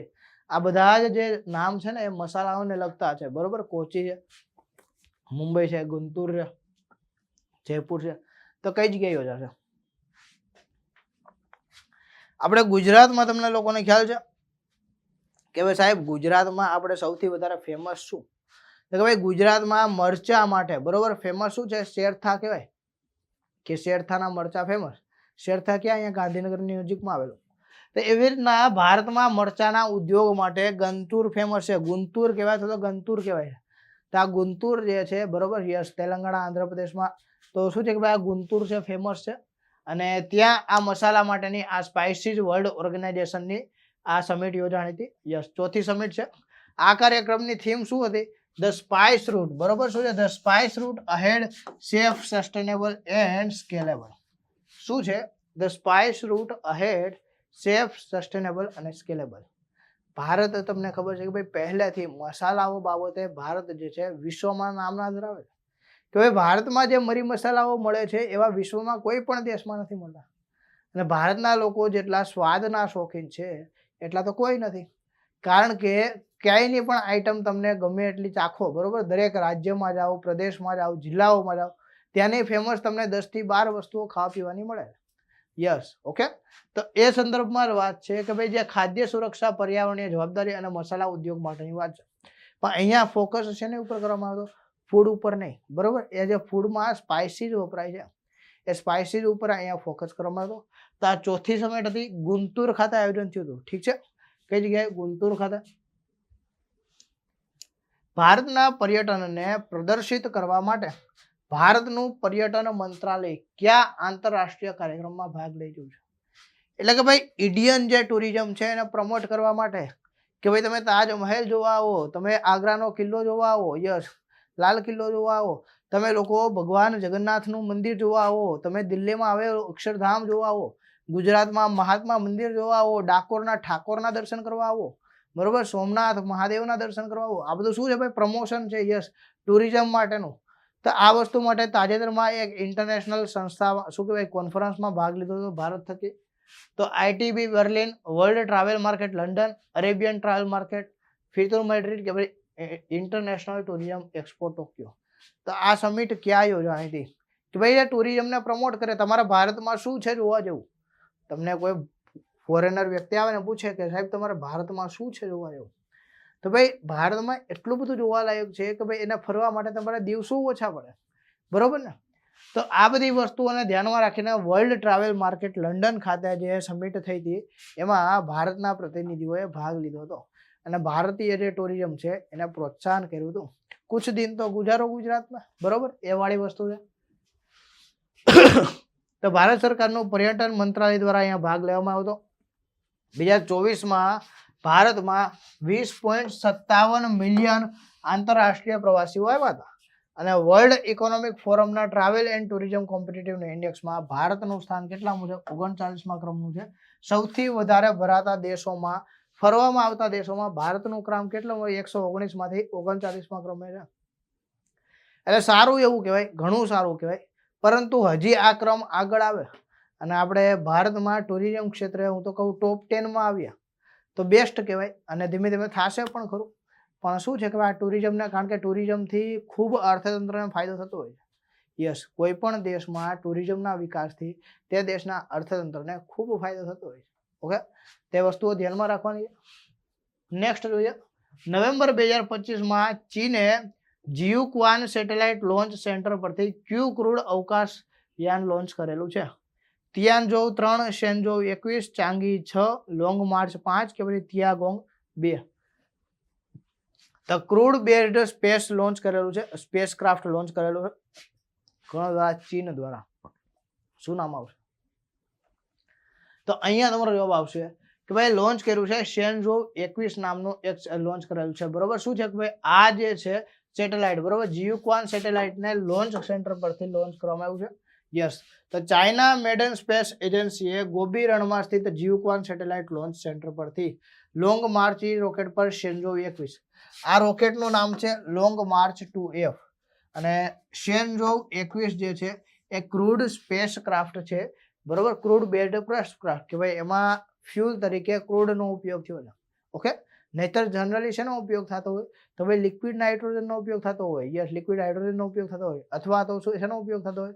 તો ભાઈ સ્પેસ ફ્યુલનો ઉપયોગ થતો હોય, એવિએશન ફ્યુલનો ઉપયોગ થતો હોય. જરા અહીંયા શેનો ઉપયોગ કરેલો છે? ક્રૂડનો ઉપયોગ કરેલો છે. ઓકે, તો યાદ રાખવાનું છે રોકેટનું નામ શું છે ભાઈ? તો ભાઈ શેનઝોવ 21 જે છે સ્પેસ ક્રાફ્ટનું નામ છે. તાજેતરમાં ઓપન AI દ્વારા લોન્ચ કરાયેલ INDQA શું છે? રિયલ ટાઈમ અનુવાદ માટે એક AI સાધન છે, ભારતીય સંસ્કૃતિ અને જીવનનું મૂલ્યાંકન કરવા માટેનો AI બેચમાર્ક છે, ભારતીય સરકારી સેવાઓ માટે ચેટબોટ છે, ભારતીય ભાષા ડેટા સેટ્સ વિકસાવવા માટે એક પ્લેટફોર્મ છે કે પછી મલ્ટીલિંગ્વલ, બરોબર, બહુભાષી એટલે શું છે? મલ્ટીલિંગ્વલ વોઇસ આસિસ્ટન્ટ છે. ચાલો શું છે INDQA? બોલો. IND એટલે ભાઈ ઇન્ડિયા, બરોબર. યસ, તો ભાઈ આ INDQA શું છે?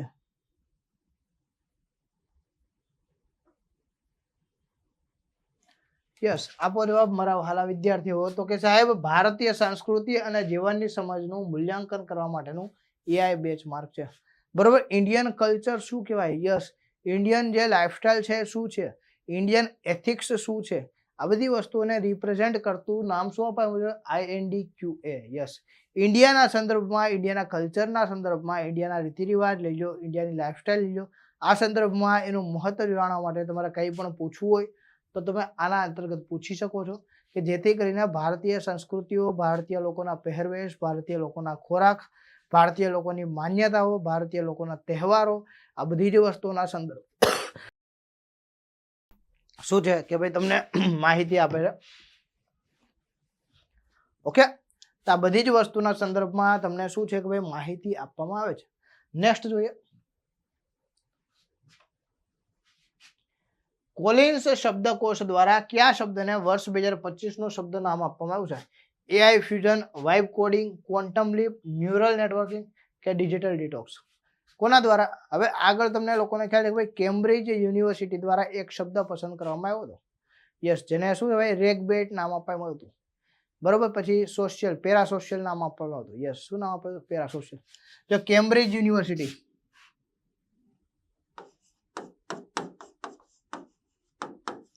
કેમ્બ્રિજ દ્વારા શું નામ આપ્યું હતું? પેરાસોશિયલ.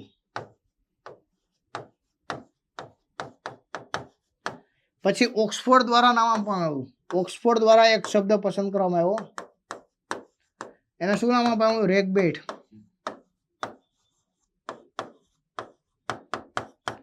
ઓકે, તો એવી જ રીતના કેમ્બ્રિજમાં જે પેરાસોશિયલ એટલે શું શબ્દ? બરાબર, વર્ડ ઓફ ધ યર કહેવાય.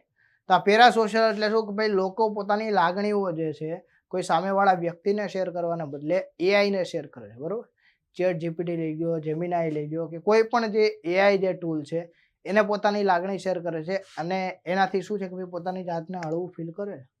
તો આવી રીતના જે છે એમના જે સંબંધો બને છે વર્ચ્યુઅલ સંબંધોને શું કહેવાય? પેરાસોશિયલ કહેવામાં આવે. અને રેગબેટ શબ્દ પણ એના સંદર્ભમાં છે, કોઈ પણ વ્યક્તિ વિરુદ્ધ, કોઈ પણ સમાજ વિરુદ્ધ, કોઈ પણ ઘટના વિરુદ્ધ હેટ ફેલાવવાનું કામ કરવામાં આવે. સતત ને સતત શું છે કે ભાઈ એ વ્યક્તિને સોશિયલ મીડિયા ઉપર નેગેટિવ ચિત્ર કરવામાં આવે તેને શું કહેવાય? રેગબેટ કહેવામાં આવે. ઉશ્કેરણીજનક વાતો કરવામાં આવે કે જેથી કરીને એ વ્યક્તિ ઉશ્કેરાઈને કંઈ પણ બોલે કરે તેને શું કહેવામાં આવે છે? રેગબેટ કહેવામાં આવે છે. ઓકે, તો આ બે શબ્દો છે આધુનિક સમયને લગતા. તો એવો જ એક શબ્દ વર્ડ ઓફ ધ યર પસંદ કરવામાં આવ્યો છે જેને વાઇબ કોડિંગ કહેવાય. તો આ વાઇબ કોડિંગ શબ્દ કોણે પસંદ કર્યો છે? ભાઈ કોલિન્સ શબ્દકોશ દ્વારા પસંદ કરવામાં આવ્યો છે. તો શું છે આપણે જાણીએ.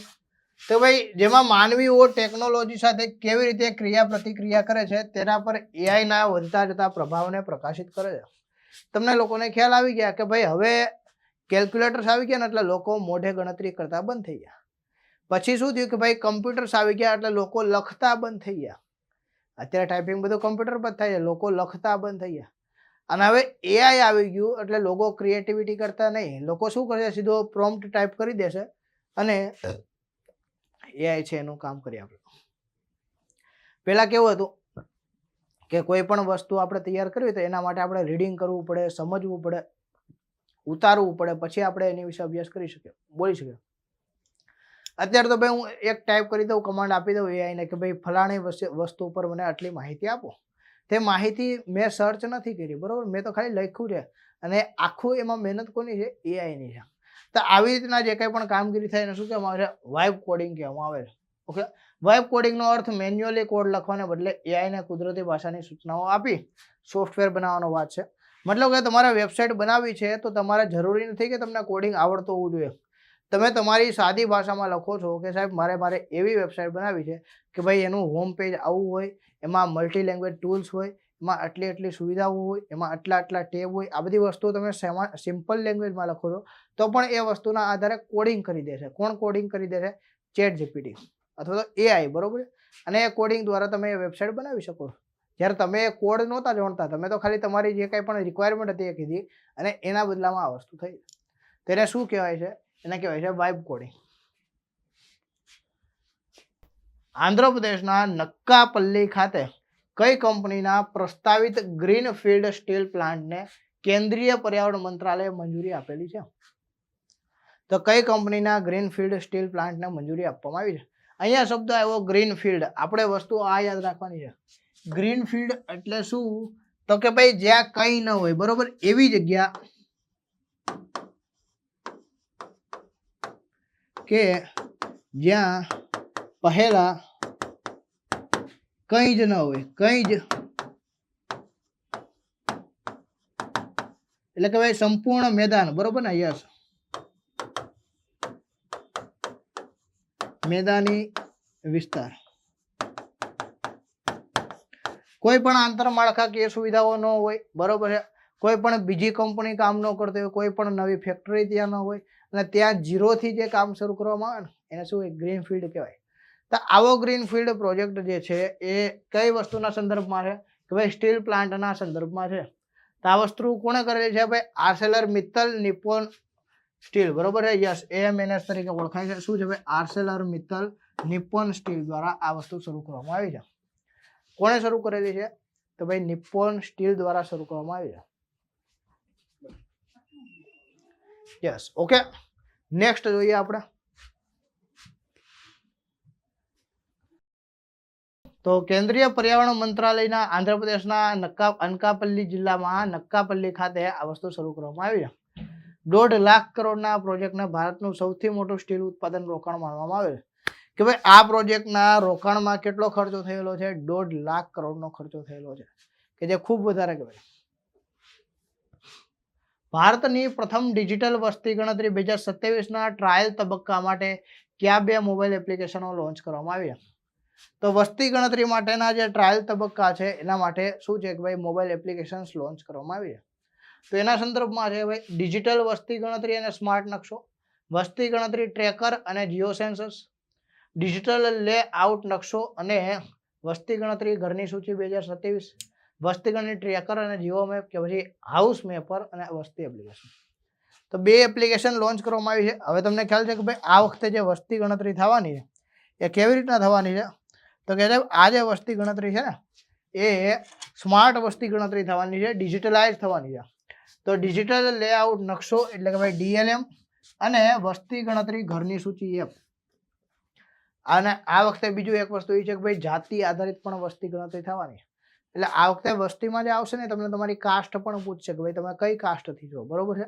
OBC, open, EWS, SC, ST કોઈ પણ કોમ્યુનિટીથી તમે બિલોંગ કરતા હો કે શું છે કે ભાઈ આનાથી એક આંકડો આવે કે કોઈ પણ જે જાતિના લોકો છે, કોઈ પણ કાસ્ટના લોકો છે એનું પ્રભુત્વ કેટલું છે, એમનું જે વસ્તી છે એ કેટલું છે, રિપ્રેઝન્ટેશન કેટલું છે, એ બધી વસ્તુઓના સંદર્ભમાં આંકડાકીય માહિતી મેળવવા માટે આ વસ્તુ કરવામાં આવે છે. Okay, yes.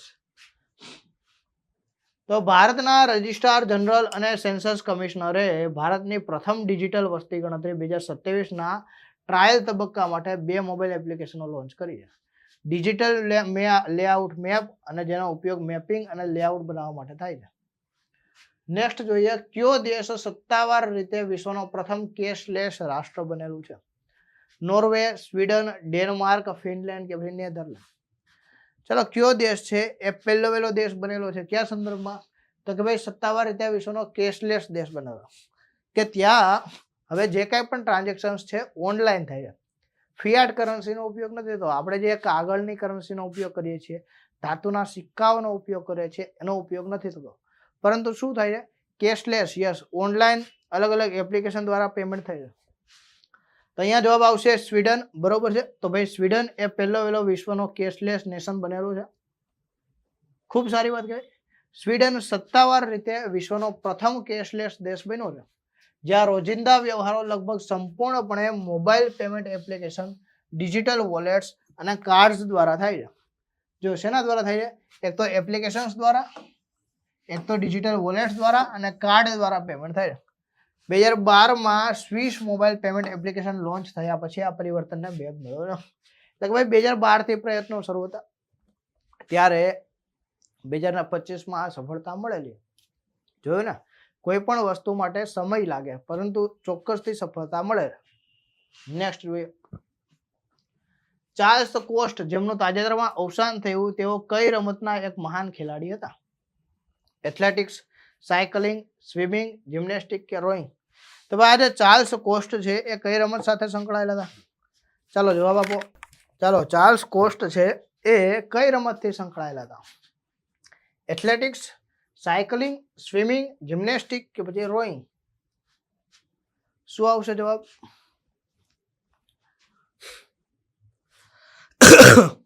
Yes, anyone who can give the right answer? તો અહીંયા તમારો જવાબ આવશે મારા વહાલા વિદ્યાર્થીઓ, સાયકલિંગ સાથે સંકળાયેલા હતા. ઓકે, આ તાજેતરમાં અવસાન થયું. ખૂબ સારા એવા સાયકલિસ્ટ હતા અને તેમનું અવસાન થયું છે. તેઓ ચાર્લ્સ કોસ્ટ એક મહાન ફ્રેન્ચ સાયકલિસ્ટ હતા, જેમણે 1948માં ગોલ્ડ મેડલ જીત્યો હતો સાયકલિંગમાં. તેમણે 1948ના લંડન ઓલિમ્પિક્સમાં ટીમ પરસ્યુટ ટ્રેક સાયકલિંગમાં ગોલ્ડ મેડલ જીતેલો હતો. એટલે કે ભાઈ સાયકલિંગ માટે એ વ્યક્તિ મહાન હતા, એમણે ગોલ્ડ મેડલ જીતેલો હતો, જેમનું તાજેતરમાં અવસાન થયું. મુખ્યત્વે ક્યાંના હતા? તો કે ભાઈ ફ્રેન્ચના હતા, ફ્રાન્સના હતા. ગોપીચંદ પરમાનંદ હિન્દુજા, જેમનું તાજેતરમાં અવસાન થયું, તેઓ કયા બિઝનેસ ગ્રુપના ચેરમેન હતા? તો ગોપીચંદ પરમાનંદ કે જેનું તાજેતરમાં અવસાન થયું, તેઓ કયા ગ્રુપ સાથે સંકળાયેલા હતા? Tata group, Adani group, Hinduja group, Mahindra group કે પછી રિલાયન્સ ઇન્ડસ્ટ્રીઝ? વિચારો, પ્રશ્ન વાંચો અને પછી જવાબ આપો. શું આવશે? યસ, બોલો મારા વહાલા વિદ્યાર્થીઓ, શું જવાબ આવશે આમાં? Yes, anyone who can give the right answer of this question? આપો જવાબ. શું આવશે? યસ, તો સાહેબ સીધું છે, સિમ્પલ છે.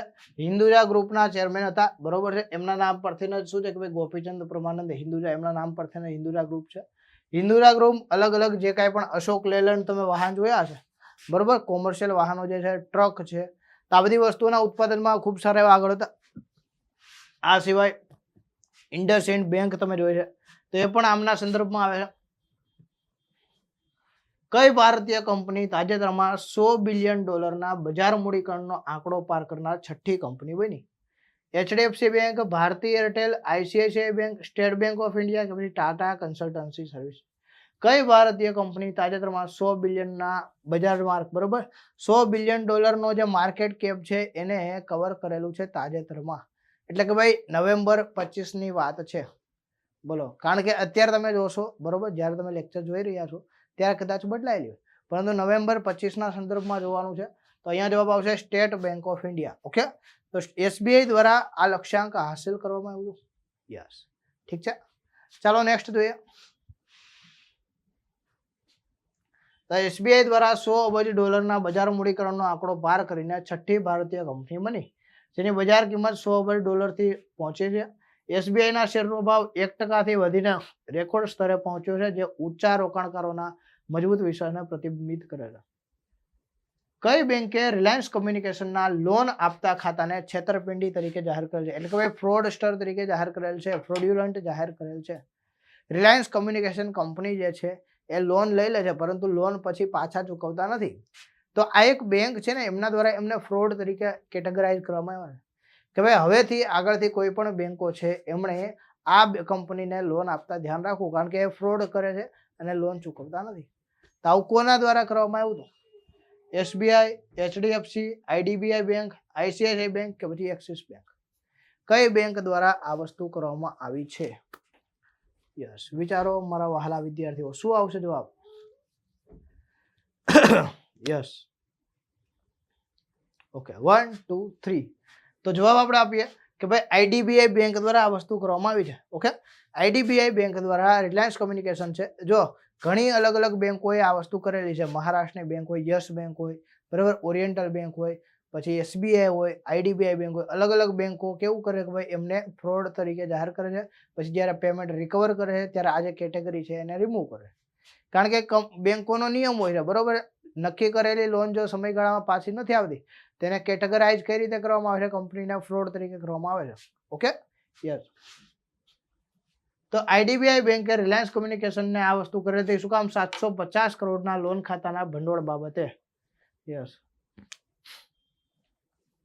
તાજિકિસ્તાનમાં આઈની એરબેઝ પર ભારતે સત્તાવાર રીતે તેની હાજરી ક્યારે પૂર્ણ કરી? 2008, 2010, 2020, 2022 કે 24? પણ ટૂંકમાં શું છે કે ભાઈ તાજિકિસ્તાનમાંથી ભારતનું જે છે, બરોબર છે, યસ, એમનું જે એરબેઝ હતું, તો એરબેઝ ઉપરથી હવે ભારતે પોતાના વાહનો પાછા બોલાવી લીધા છે. તો ક્યારથી? 2022થી. ઓકે, ભારતે 2022ના અંત સુધીમાં આ એરબેઝ પર ખાલી કરી દીધું છે. આઈની એરબેઝ તાજિકિસ્તાનની રાજધાની દુશાંબેથી લગભગ 15 કિલોમીટર વેસ્ટમાં આવેલો છે. Okay, yes. તો એરબેઝ ઉપર ઇન્ડિયન એરફોર્સના જે જવાનો હતા એ હવે શું છે કે ભાઈ ભારત આવી ગયા, કારણ કે જે કરાર હશે એ કરાર પૂર્ણ થઈ ગયો હોય એટલા માટે. ઓકે, નેક્સ્ટ છે ફૂટબોલ દ્વારા લોકોને એક કરવાના પ્રયાસોને માન્યતા આપવા માટે ફિફાએ કયો નવો વાર્ષિક એવોર્ડ શરૂ કર્યો છે? તમને લોકોને ખ્યાલ છે ફૂટબોલ એટલે ખૂબ અગત્યની વસ્તુ. ઇન્ટરનેશનલ લેવલે ફૂટબોલના ચાહકો પુષ્કળ છે, કરોડો અબજો છે. તો આવું જે ફૂટબોલ છે એના સંદર્ભમાં સૌથી મેઇન જે છે એનો શું વખણાય ભાઈ? ફૂટબોલનો ફિફા વર્લ્ડ કપ. ત્યારે ફિફા છે એમના દ્વારા એક નવો એવોર્ડ શરૂ કરવામાં આવ્યો. તેનું નામ શું આપેલું છે અહીંયા આપણે એ જાણવાનું છે. તો ભાઈ ફિફા ફેર પ્લે એવોર્ડ, ફિફા શાંતિ પુરસ્કાર, FIFA unity trophy, FIFA global harmony award કે પછી ફિફા ચેમ્પિયન મેડલ. શું શરૂ કરવામાં આવ્યું છે? શું કામ કે ભાઈ લોકોને શાંતિ માટે. યસ. શું છે? નવો પુરસ્કાર. શું કામ કે ભાઈ લોકોને એક કરવાના સંદર્ભમાં છે. યસ, લોકોને એક કરવાનો. વિશ્વ એક કુટુંબ છે. ભારતની તો ભાવના શું છે? વિશ્વ એક કુટુંબ છે. યસ.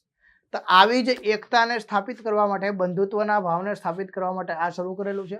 અને કઈ જગ્યાએ? તો ભાઈ ફિફા શાંતિ પુરસ્કાર. ઓકે. યસ. તો ફિફા શાંતિ પુરસ્કાર નામનો આ એવોર્ડ આપવામાં આવશે જે લોકો જો ખૂબ સારું કામ કરે છે એમના માટે. વર્લ્ડ કપ ડ્રો દરમિયાન આ પ્રથમ વખત રજૂ કરવામાં આવશે. ફૂટબોલ વિશ્વને એક કરે છે. આ થીમ હેઠળના શું છે કે ભાઈ આ થીમ હેઠળનો આ એડ છે એ આપવામાં આવશે કે ભાઈ ફિફા યુનાઇટ્સ. બરોબર. ફિફા શું છે ભાઈ? વર્લ્ડ યુનાઇટ્સ. કે ભાઈ વિશ્વને એક કરવાનું કામ કરે છે ફૂટબોલ. કારણ કે ફૂટબોલના ચાહકોમાં તમને કોઈ પણ ધર્મ જોવા નહીં મળે, કોઈ પણ જાતિવાદ જોવા નહીં મળે, કોઈ પણ મહિલા પુરુષ જોવા નહીં મળે. દરેક લોકો ફૂટબોલના ચાહક છે. તો એ વસ્તુને ધ્યાનમાં રાખીને આ શરૂ કરેલું છે કે ભાઈ લોકો શું છે કે ભાઈ એક કરે છે. યસ. કઈ કંપનીએ આંધ્રપ્રદેશમાં ભારતનો સૌથી મોટો geothermal energy technology pilot project શરૂ કર્યો છે? તો આંધ્રપ્રદેશમાં જીઓથર્મલ એનર્જીને લગતો પાયલટ પ્રોજેક્ટ શરૂ કરવામાં આવ્યો છે. કઈ કંપની દ્વારા? એનટીપીસી દ્વારા, national thermal power corporation, energy efficiency services limited કે ભાઈ ઈએસએલ દ્વારા, પાવર ગ્રીડ કોર્પોરેશન દ્વારા, ભારત હેવી ઇલેક્ટ્રિક લિમિટેડ દ્વારા કે પછી ઇન્ડિયન ઓઇલ કોર્પોરેશન દ્વારા. તો આ વસ્તુ કોના દ્વારા શરૂ કરવામાં આવી છે? યસ. કઈ જગ્યાએ શરૂ કરેલી છે? તો કે સાહેબ ભારતનો સૌથી મોટો પાયલટ પ્રોજેક્ટ શરૂ કરેલો છે આંધ્રપ્રદેશમાં. યસ. તો આ કોણે કરેલ છે? Energy efficiency services limited. આ એ જ સંસ્થા છે કે જે પ્રધાનમંત્રી ઉજ્જવલા યોજના અંતર્ગત, બરોબર, ઉજાલા યોજના અંતર્ગત શું છે ભાઈ? એલઈડી પ્રોવાઈડ કરે છે. બરોબર ને? એફોર્ડેબલ એલઈડી પ્રોવાઈડ કરે છે. તમને ખ્યાલ છે કે ભાઈ 80 રૂપિયામાં બલ્બ આપે છે, એલઈડી બલ્બ. તો આ એ જ સંસ્થા છે, એમના દ્વારા આ પ્રોજેક્ટ શરૂ કરવામાં આવ્યો છે. ઠીક છે?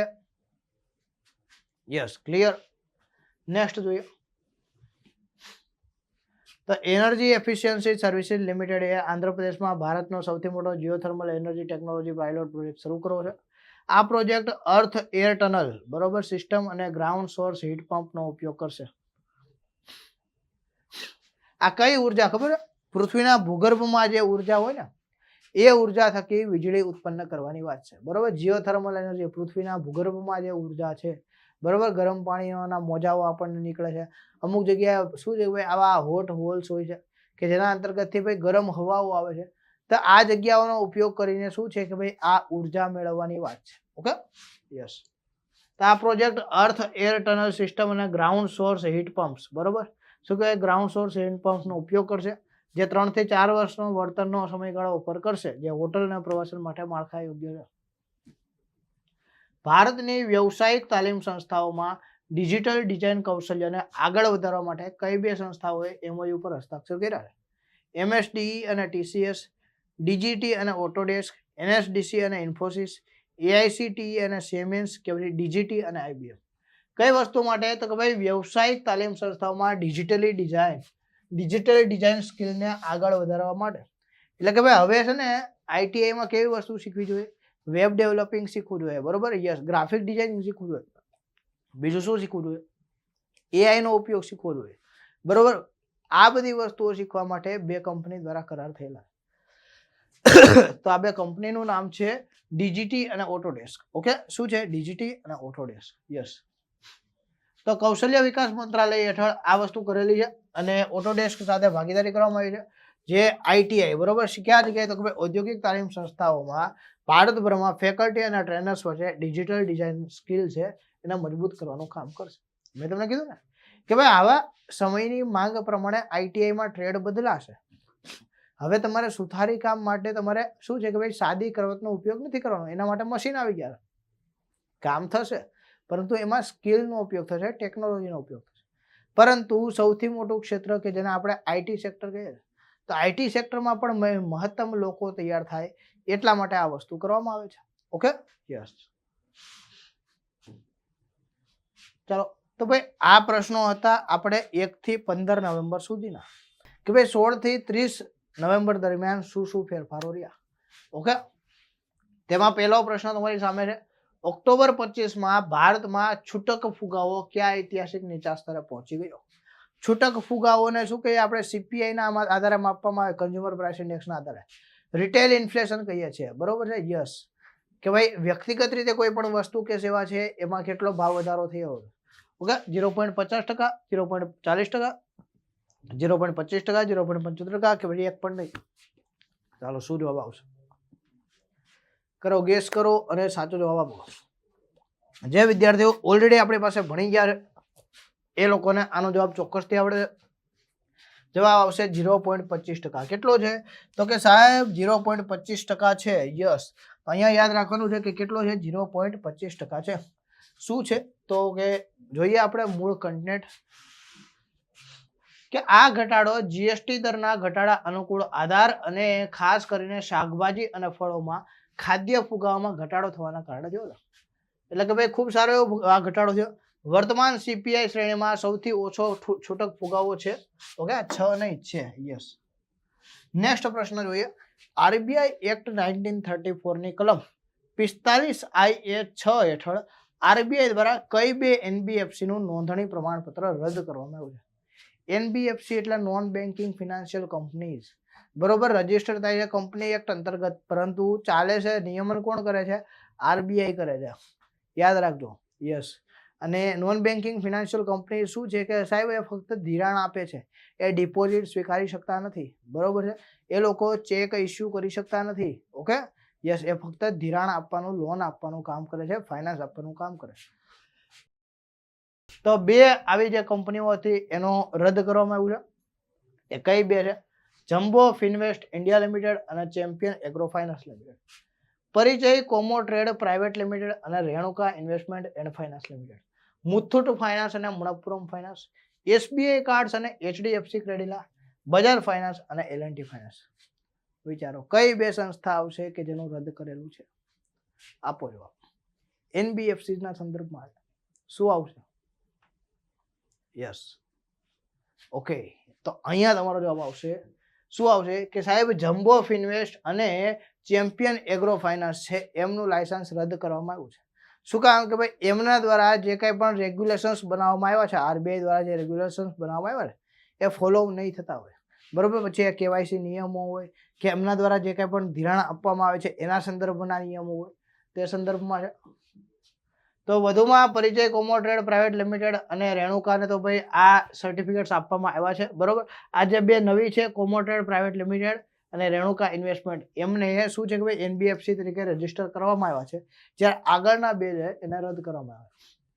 ભારતીય નાણાકીય વર્ષ 2025-26ના પહેલા 6 મહિનાના પ્રદર્શનનું મૂલ્યાંકન કરવા માટે જાહેર ક્ષેત્રની બેંકોના મેનેજિંગ ડિરેક્ટરો અને CEO સાથે સમીક્ષા બેઠકની અધ્યક્ષતા કોણે કરી હતી? પેલા 6 મહિના જે છે એના શું છે કે ભાઈ નાણાકીય વર્ષ 25-26ના પેલા 6 મહિનાના પ્રદર્શનનું મૂલ્યાંકન કરવા માટે તો બેંકોના MD સાથે અને CEO સાથે કોણે કરી? કેન્દ્રીય નાણામંત્રી, RBI ના ગવર્નર, ચેરમેન SBI ના, secretary department of financial services એટલે કે ભાઈ નાણાકીય સેવા વિભાગના સચિવ દ્વારા કે પછી નાણાં મંત્રાલયના સચિવ દ્વારા. તો આ મીટિંગ થઈ, બરોબર? કે ભાઈ બધી જ બેંકોના CEO અને ચેરમેનને બોલાવવામાં આવ્યા અને મીટિંગ થઈ કે ભાઈ પેલા 6 મહિનામાં તમે કેવું પરફોર્મન્સ કર્યું, તમારી બેંકો દ્વારા લોનો કેટલા આપવામાં આવી, કયા કયા વિભાગમાં આપવામાં આવી, ત્યાંથી NPA જનરેટ થઈ છે કે કેમ, લોન જે આપો છો તો ભાઈ એનું પેમેન્ટ તમને પાછું મળી જાય છે કેમ, આ બધી વસ્તુઓને ધ્યાનમાં રાખીને એક ટાઈપનું લેખાજોખા લીધું. તો આવું કોણે કરેલું છે? કે ભાઈ secretary department of financial service એટલે કે નાણાકીય સેવાઓનો વિભાગ છે એના સચિવ છે, એમના દ્વારા આ મીટિંગ બોલાવવામાં આવી હતી. કારણ કે અલ્ટિમેટલી આ જે સેક્રેટરી છે સીધા કોને આ રિપોર્ટ કરે? તો કે ભાઈ નાણામંત્રીને રિપોર્ટ કરે. અને એમણે આ મીટિંગ બોલાવી હોય તો કે ભાઈ કોની સંમતિથી બોલાવી? તો કે ભાઈ નાણામંત્રીની સંમતિથી બોલાવ્યું. પરંતુ બોલાવી હતી કોણે? તો ભાઈ secretary department of financial service એટલે કે ભાઈ નાણાકીય સેવાઓના જે વિભાગ છે એના સચિવ દ્વારા આ મીટિંગ બોલાવવામાં આવી. ચાલો નેક્સ્ટ જોઈએ. ઠીક છે, તો નાણાકીય વર્ષ 25-26ના પહેલા 6 મહિના દરમિયાન પબ્લિક સેક્ટર બેંક PSB એટલે કે ભાઈ જાહેર ક્ષેત્રની બેંકો 93,675 કરોડનો ચોખ્ખો નફો નોંધાયો છે. 12.3% વધારો થયો છે.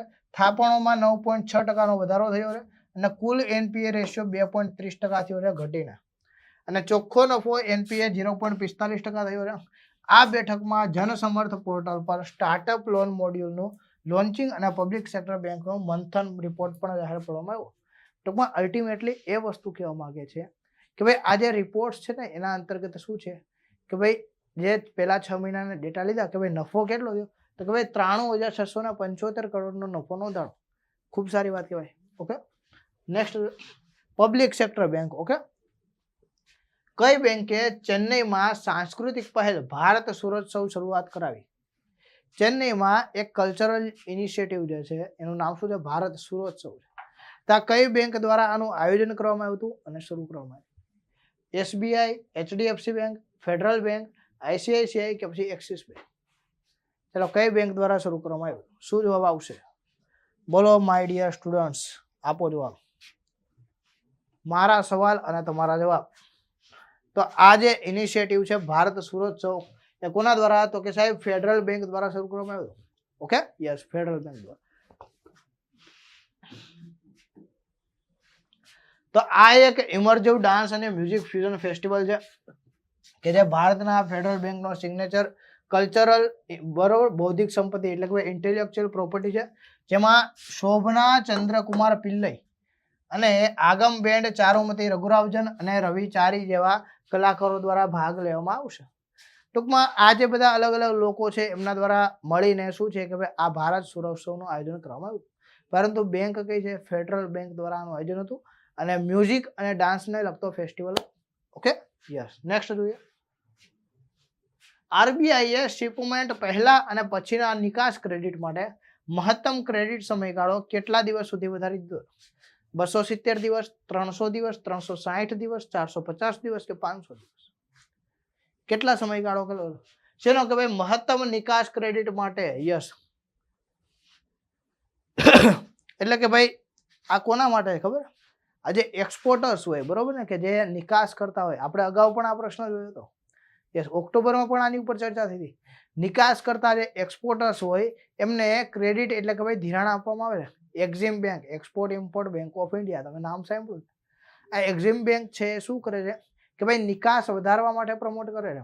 તેમને તમને ખ્યાલ છે કે ભાઈ અત્યારે ઇન્ટરનેશનલ ટેરિફ વોર ચાલે, એટલે પોતાનું જે નિકાસધારો છે એમને નક્કી કરેલા અમાઉન્ટ કરતાં વધારે અમાઉન્ટ ચૂકવવું પડે, તો એમના માટે ક્રેડિટની સુવિધા મળે.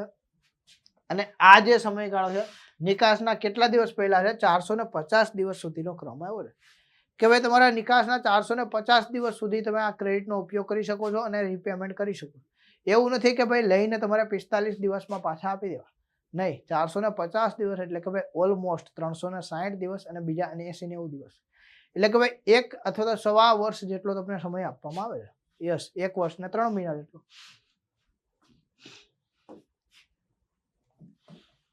તો આ પેકેજ હેઠળ શિપમેન્ટ પહેલા અને પછી નિકાસ ધિરાણ માટે મહત્તમ ક્રેડિટ સમયગાળો 31 માર્ચ 26 સુધી બરોબર 31 માર્ચ 26 સુધી વિતરિત કરાયેલ લોન માટે 270 દિવસથી વધારે 450 દિવસ કરવામાં આવે બરોબર. એટલે આ શેના માટે ખબર? એક્સપોર્ટર દ્વારા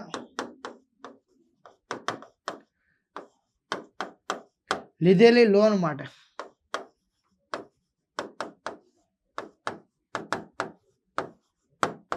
ઓકે, એક્સપોર્ટર દ્વારા જે કાંઈ પણ લોન લેવામાં આવી હોય તે લોનના બદલામાં શું છે કે ભાઈ આ સમયગાળો નક્કી કરવામાં આવ્યો છે.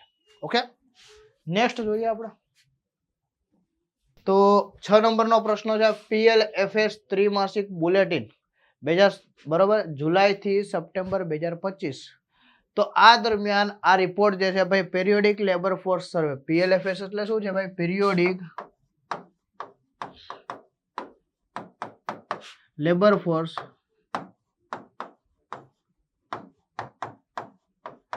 સર્વે. તો આ સર્વે મુજબ છે નાણાકીય વર્ષ 26ના બીજા ક્વાર્ટર બરોબર એટલે કે ભાઈ જુલાઈથી સપ્ટેમ્બર 25 દરમિયાન જે બેરોજગારો છે બરોબર 15 વર્ષથી ઓછી ઉંમરના બેરોજગારો છે એનો દર કેટલો છે? અહીંયા પ્રશ્ન એમ પૂછેલો છે કે ભાઈ આ બેરોજગારી રેટ કેટલો છે? તો કે ભાઈ આ રેટ છે 5.2%. કે ભાઈ 100 માંથી 5.2% લોકો એવા છે કે જે આ વસ્તુ અંતર્ગત શું છે કે ભાઈ પોતે બેરોજગાર છે. યસ, આ કેવી છે? ફરજિયાત સ્વરૂપની બેરોજગારી છે. Okay, yes. તો અહીંયા તમારે યાદ રાખવાનું છે કે ભાઈ 5.2% તમારો જવાબ આવશે. તો નાણાકીય વર્ષ 26ના બીજા ક્વાર્ટરમાં એટલે કે ભાઈ સેકન્ડ ક્વાર્ટરમાં 15 વર્ષ અને તેથી વધુ ઉંમરના વ્યક્તિઓ માટે ભારતમાં બેરોજગારીનો દર 5.2% જેટલો ઘટીને થયો છે, જે નાણાકીય વર્ષ 26ના પહેલા ક્વાર્ટરમાં 5.4% હતો. યસ. તો નેક્સ્ટ છે નવેમ્બર 25માં, બરોબર છે, ભારતીય રિઝર્વ બેંક દ્વારા કયા 3 મુખ્ય સર્વેક્ષણો કરવામાં આવ્યા હતા? એટલે કે ભાઈ આરબીઆઈ દ્વારા 3 સર્વે કરવામાં આવ્યા હતા. નવેમ્બર 25માં આરબીઆઈ દ્વારા 3 સર્વે કરવામાં આવ્યા હતા. તો આ 3 સર્વે છે એના નામ શું છે? ઔદ્યોગિક દ્રષ્ટિકોણ સર્વે, ઉદ્યોગ સર્વે અને બેન્કિંગ વલણ સર્વે. ઘરગથ્થુ ફુગાવાની અપેક્ષાઓ સર્વે, ગ્રામીણ ગ્રાહક વિશ્વાસ સર્વે અને શહેરી ગ્રાહક વિકાસ સર્વે. કયા 3 સર્વે કરવામાં આવ્યા હતા? કોના દ્વારા? આરબીઆઈ દ્વારા. ક્યારે? નવેમ્બર 25માં. તો અહીંયા જવાબ આવશે ઘરગથ્થુ ફુગાવાની અપેક્ષાઓ. એટલે કે ભાઈ શું છે કે ભાઈ રિટેલ જે ફુગાવો છે એના એક્સપેક્ટેશનને લગતો સર્વે. બીજો સર્વે શું? તો ભાઈ ગ્રામીણ ગ્રાહક વિશ્વાસ સર્વે. ગ્રામીણ ગ્રાહક વિશ્વાસ સર્વે. અને ત્રીજો છે શહેરી ગ્રાહક વિશ્વાસ સર્વે. તો આ 3 સર્વે કોના દ્વારા? તો કે ભાઈ રિઝર્વ બેંક ઓફ ઇન્ડિયા દ્વારા કરવામાં આવ્યા. ઠીક છે. નેક્સ્ટ જોઈએ આપણે. આ સર્વેનો નાણાકીય નીતિ ઘડતર માટે આવશ્યક ઇનપુટ્સ પૂરા પાડે છે. IESH ભારતના 19 મુખ્ય શહેરોમાં ભાવોની વધઘટ અને ફુગાવા અંગે એક ટાઈપના વિચાર બાંધે છે. બરોબર. શું છે? એક પ્રકારના વિચાર બાંધે. નેક્સ્ટ જોઈએ આપણે કે ભાઈ 31 ઓક્ટોબર 2025ના અંતે બેંકોનો વાર્ષિક ધિરાણ વૃદ્ધિ દર કેટલો હતો? 9.7%, 10.5%, 11.3%, 12% કે પછી 13.5%? કેટલો દર છે? વાર્ષિક વૃદ્ધિ દર કેટલો છે બેંકોનો? શું આવશે અહીંયા જવાબ? બોલો. તો અહીંયા તમારો જવાબ આવશે 11.3%. વાર્ષિક વૃદ્ધિ દર કેટલો રહ્યો હતો? બરોબર. તો ભાઈ આ 9 ઓક્ટોબર અંત સુધીમાં બેંકોનો વાર્ષિક વૃદ્ધિ દર 11.3% રહ્યો છે. એટલે કે ભાઈ ગયા વર્ષની સરખામણીમાં બેંકો દ્વારા 11.3%નો વધારો નોંધાયો છે. ક્રેડિટ અને ડિપોઝિટ વૃદ્ધિ સામેનો તફાવત 17 ઓક્ટોબરના રોજ જોવા મળેલા 200 બેઝિસ પોઈન્ટથી 160 બેઝિસ પોઈન્ટ થયો. એટલે કે ભાઈ ક્રેડિટ અને ડિપોઝિટના સંદર્ભમાં શું છે કે ભાઈ 160 બેઝિસ પોઈન્ટ જેટલો થયો છે. અને ડિમાન્ડ ડિપોઝિટ વાર્ષિક 21% વધીને 31 લાખ કરોડ. તો મેઇન વધારો શેમાં થયો ખબર? Demand deposit. એટલે કે ભાઈ ચાલુ ખાતા અને બચત ખાતામાં જે પૈસા રાખવામાં આવે છે એમાં વધારો થયો છે. ઓકે, જે ઓછી કિંમતથી ચાલુ અને બચત થાપણોમાં ઝડપી વૃદ્ધિ દર્શાવે. નેક્સ્ટ જોઈએ. કઈ બેંકે તેના 107મો સ્થાપના દિવસ ઉજવ્યો અને 51 નવી શાખાઓનું વર્ચ્યુઅલી ઉદ્ઘાટન કર્યું?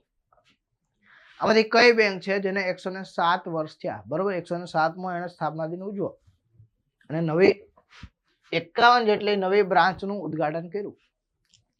ખૂબ સારી વાત કહેવાય. Union bank of India, Punjab national bank, state bank of India, bank of Baroda કે પછી કેનરા બેંક. તો કઈ બેંક છે જેને 107 વર્ષ થયા છે? બોલો, આપો જવાબ. ચાલો વિચારો મારા વહાલા વિદ્યાર્થીઓ, કારણ કે તમે વિચારશો પછી જ તમને ખ્યાલ આવશે કે ભાઈ આ શું છે, સાચું છે કે નહીં. Okay, yes. તો અહીંયા તમારો જવાબ આવશે યુનિયન બેંક ઓફ ઇન્ડિયા. તો યુનિયન બેંક ઓફ ઇન્ડિયાને 107 વર્ષ થયા છે. એમણે 107મો સ્થાપના દિન ઉજવ્યો છે અને બીજી નવી 51 બ્રાન્ચીસનું ઉદ્ઘાટન કર્યું છે.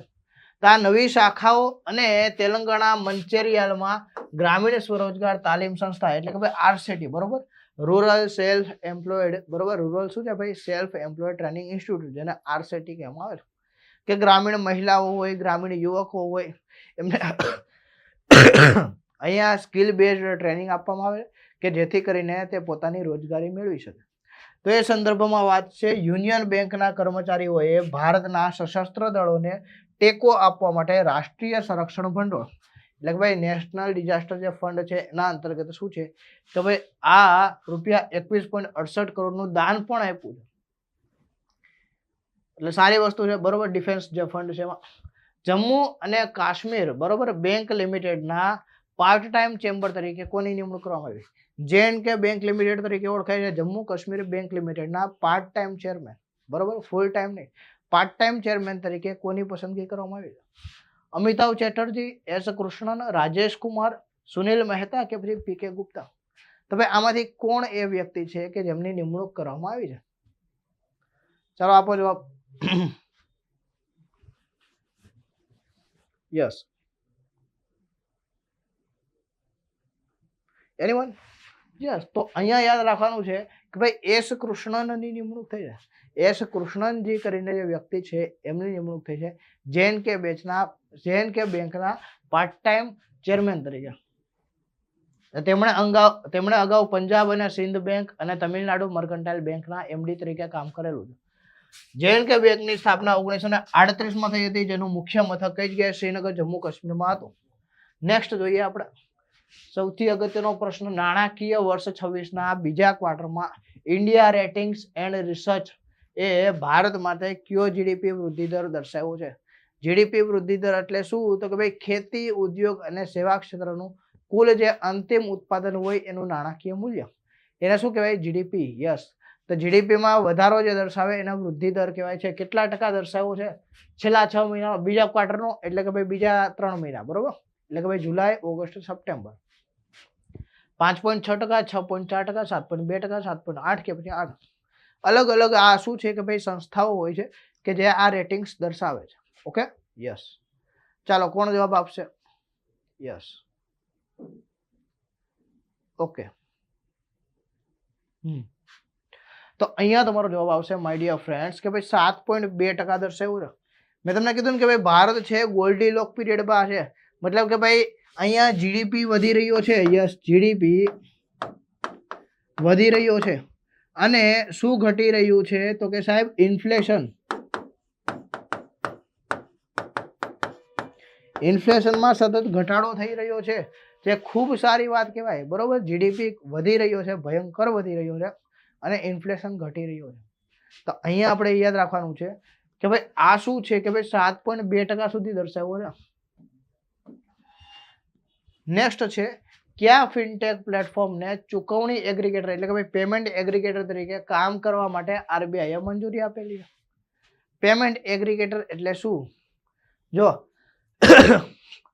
એક વસ્તુ યાદ રાખો, ફિનટેક એટલે શું? ફાઇનાન્શિયલ ટેકનોલોજીને ધરાવતી કંપની જે પેમેન્ટને લગતી સુવિધાઓ ટેકનિકલ આપતી હોય અથવા તો કોઈ પણ બેન્કિંગ ક્ષેત્રને લગતી સુવિધાઓ ટેકનોલોજીનો ઉપયોગ કરીને આપતી હોય એને શું કહેવાય? ફિનટેક કંપનીઓ કહેવાય. ટૂંકમાં ફાઇનાન્શિયલ સર્વિસીસમાં ટેકનોલોજીનો ઉપયોગ થઈને જે કાંઈ પણ સેવા આપવામાં આવે એને શું કહેવાય? ફિનટેક કંપની દ્વારા આપવામાં આવતી સેવાઓ. ઓકે, તો અહીંયા એમ પ્રશ્ન છે કે ભાઈ કયા ફિનટેક પ્લેટફોર્મને ચૂકવણી પેમેન્ટ એગ્રીગેટર થાય? બરોબર, પેમેન્ટ એગ્રીગેટર એટલે શું કે ભાઈ એમને હવે ઓથોરાઇઝડ પેમેન્ટ એગ્રીગેટરની પરમિશન આપવામાં આવી, તેઓ પેમેન્ટ લઈ શકે છે અને સ્વીકારી શકે છે. એમણે કોઈ અન્ય પેમેન્ટ એગ્રીગેટરનો ઉપયોગ નથી કરવો પડતો. એ પોતાની બ્રાન્ડ વેલ્યુ સાથે શું છે કે ભાઈ પેમેન્ટ લઈ અને સ્વીકારી શકે છે. તો તાજેતરમાં આ વસ્તુ કોને મળે છે? Razorpay, Paytm, PayU, CCAvenue કે પછી ફોન પે. રેઝર પેને ઓલરેડી આપવામાં આવ્યું છે, પેયુને હમણાં આપવામાં આવ્યું છે. યસ, પેટીએમ છે, રેઝર પે છે, ફોન પે છે, આ લોકો ઓલરેડી પેમેન્ટ એગ્રીગેટર તરીકે વર્ક કરે. તો હવે આ પરમિશન કોને મળેલ છે? પેયુને પણ મળેલી છે.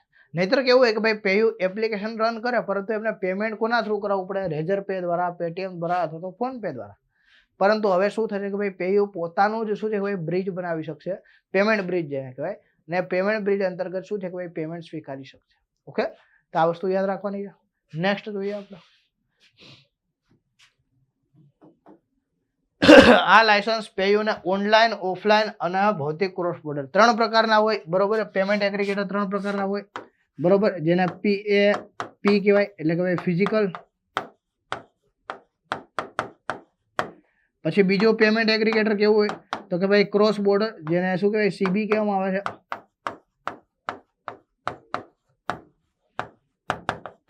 અને ત્રીજું કેવું હોય કે ભાઈ પેમેન્ટ એગ્રીગેટર ક્યુ છે સાહેબ? તો કે ભાઈ એક ક્રોસ બોર્ડર આવી ગયું, એક ફિઝિકલ આવી ગયું અને ઓનલાઈન.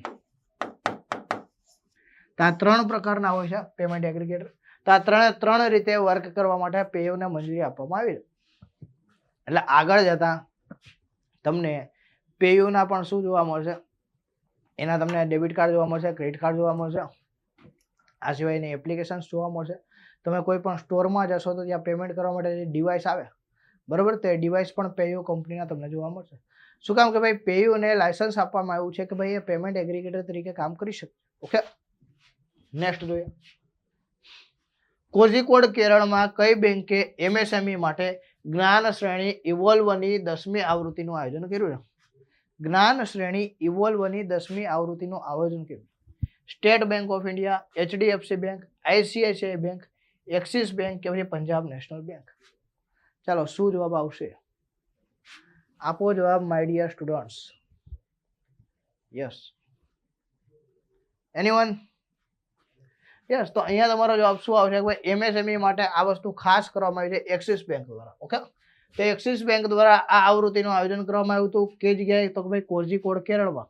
કોઝિકોડને શું કામ ઓળખવામાં આવે છે ભાઈ? તો ભાઈ સાહિત્યની નગરી કહેવામાં આવે છે. કેરળનું શું છે ભાઈ? લિટરેચર કેપિટલ કહેવામાં આવે છે. તો એમએસએમઈ પાવરિંગ માટે, યસ બરોબર, MSME is powering the $10 trillion economy theme પર આ સત્રમાં 100+ ઉદ્યોગ સાહસિકો અને નિષ્ણાતોએ 2032 સુધીમાં ભારતના વિકાસને $4.1 ટ્રિલિયન થી $10 ટ્રિલિયન સુધી આકાર આપતી તકો અને પડકારોના સંદર્ભમાં શું છે કે ચર્ચા કરવાની વાત છે. ઇવોલ્વ પહેલનો ઉદ્દેશ્ય એમએસએમઈઝને કાર્યકારી કાર્યક્ષમતા વધારવા, ડિજિટલ સોલ્યુશન્સ અપનાવવા અને બજાર પહોંચ વધારવા માટેના સાધનો સાથે સશક્ત બનાવવાનો છે. તો આ ટૂંકમાં પહેલ શું કામ કરી છે કે ભાઈ એમએસએમઈમાં જે ફાઇનાન્સિંગ છે એને મજબૂતાઈ આપવામાં આવે, બને એટલું સીમલેસ કરવામાં આવે, એટલે કે ભાઈ આસાનીથી કોઈ પણ અડચણ વગર જ્યારે એમએસએમઈઝને ફાઇનાન્સ જોતું હોય તેમને એનું પ્લાનિંગ કરવા માટે અલગથી સમય ન આપવો પડે. બરોબર છે? આસાનીથી એ પ્લાનિંગ કરી શકે અને ફાયદો લઈ શકે એટલા માટે આ ઇવોલ્વ કરીને, બરોબર, ઇવોલ્વ એટલે શું? સુધારો લાવવાની વાત છે. તો આવો સુધારો લાવવા માટેની આ સમિટનું આયોજન થયું. કઈ બેંક લવાસા કોર્પને 511 કરોડનું રોકાણ વેચવા માટે મૂકનાર પ્રથમ ધિરાણકર્તા બેંક બની છે? બરોબર, લવાસા કોર્પને 511 કરોડનું રોકાણ વેચવા માટે તો કઈ ધિરાણકર્તા બેંક બનાવે છે? Axis bank, HDFC bank, SBI, ICICI કે પછી Punjab national bank?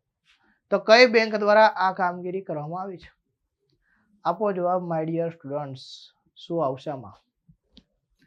Yes, anyone who can give the very right answer? તો અહીંયા તમારો જવાબ આવશે કે ભાઈ એક્સિસ બેંક દ્વારા આ વસ્તુ કરવામાં આવી છે. કોના દ્વારા? તો કે સાહેબ એક્સિસ બેંક દ્વારા કરવામાં આવ્યું છે. ઓકે, તો આપણે યાદ રાખવાનું છે. તો બેંક એસેટ રિકન્સ્ટ્રક્શન કંપનીઓ એટલે કે ભાઈ એઆરસી, એનબીએફસી અને નાણાકીય સંસ્થાઓ પાસેથી, બરોબર, રસના અભિવ્યક્તિઓ એટલે કે ભાઈ અર્નિંગ ઓફ ઇન્ટરેસ્ટના સંદર્ભમાં આમંત્રિત કર્યા છે. જેને 18 નવેમ્બર 25 થી આ વસ્તુની જાહેરાત કરેલી છે. ઓકે, 18 નવેમ્બર 25 સુધીમાં સબમિશન કરવાની રહેશે અને 21 નવેમ્બર 25 ના રોજ ઈ હરાજી કરવામાં આવશે, એટલે કે ભાઈ ઈ ઓક્શન કરવામાં આવશે. એસબીઆઈ દ્વારા ઓનલાઈન એસબીઆઈ અને યોનો લાઇટ પર એમ કેશ મોકલવાની, બરોબર, એમ કેશ એટલે મોબાઈલ કેશ, બરોબર, મોબાઈલથી પૈસા મોકલવાના સંદર્ભમાં. તો એમ કેશ મોકલવાની અને દાવો કરવાની સુવિધા ક્યારે બંધ કરવામાં આવી? એટલે કેવું ખબર કે ભાઈ તમે રિક્વેસ્ટ ના મોકલી શકો, કારણ કે એનાથી ઘણા ફ્રોડ થઈ જાય છે. કેવું થાય કે ભાઈ અત્યારે મોટાભાગના બધા જ આ યુપીઆઈ પ્લેટફોર્મ છે એની ઉપર આ વસ્તુ આરબીઆઈએ સચોટ સૂચના આપીને બંધ કરવામાં આવી કે ભાઈ તમે પેમેન્ટ રિક્વેસ્ટ ના મોકલી શકો. બરોબર છે? તમે પેમેન્ટ કરી શકો, મારે કોઈને પેમેન્ટ કરવું હોય તો હું પેમેન્ટ કરી શકું, પરંતુ સામેવાળો વ્યક્તિ મને એની તરફથી રિક્વેસ્ટ ના મોકલી શકે, કારણ કે પેમેન્ટ રિક્વેસ્ટમાં કેવું છે કે ભાઈ વ્યક્તિને અમાઉન્ટ ખ્યાલ નથી આવતો. એ જેવો પિન નંબર નાખે છે સીધા એટલા પૈસા ઉપડી જાય છે. બરોબર, એટલા માટે આ વસ્તુ બંધ કરવાની કીધી છે. અને યોનો અને ઓનલાઈન એસબીઆઈ દ્વારા 30 નવેમ્બર 25 થી આ વસ્તુ બંધ કરવામાં આવે. એટલે કે ભાઈ 1 ડિસેમ્બર 25 થી યોનો દ્વારા તમે પેમેન્ટ રિક્વેસ્ટ નહીં મોકલી શકો. તમે ફોન કરીને કહો કે ભાઈ મારામાં 5000 નાખો અને 5000 નાખે એમ ચાલે, પરંતુ આ તો કેવું હતું કે ભાઈ મોબાઈલથી ને તમે રિક્વેસ્ટ મોકલો અને સામેવાળો વ્યક્તિ પિન કોડ નાખે એટલે તમારા પૈસા આવી જાય. અને એના લીધે શું થતું હતું કે ભાઈ ફાઇનાન્શિયલ ફ્રોડ ખૂબ થતા હતા. તો આવા જે ફાઇનાન્શિયલ ફ્રોડ છે એ નુકસાન ન પહોંચાડે એટલા માટે શું છે કે ભાઈ આ વસ્તુ કરવામાં આવે છે. ઓકે, તો અહીંયા આપણે યાદ રાખવાનું છે કે ભાઈ 30 નવેમ્બર 25 થી આ વસ્તુ બંધ કરવામાં આવી છે.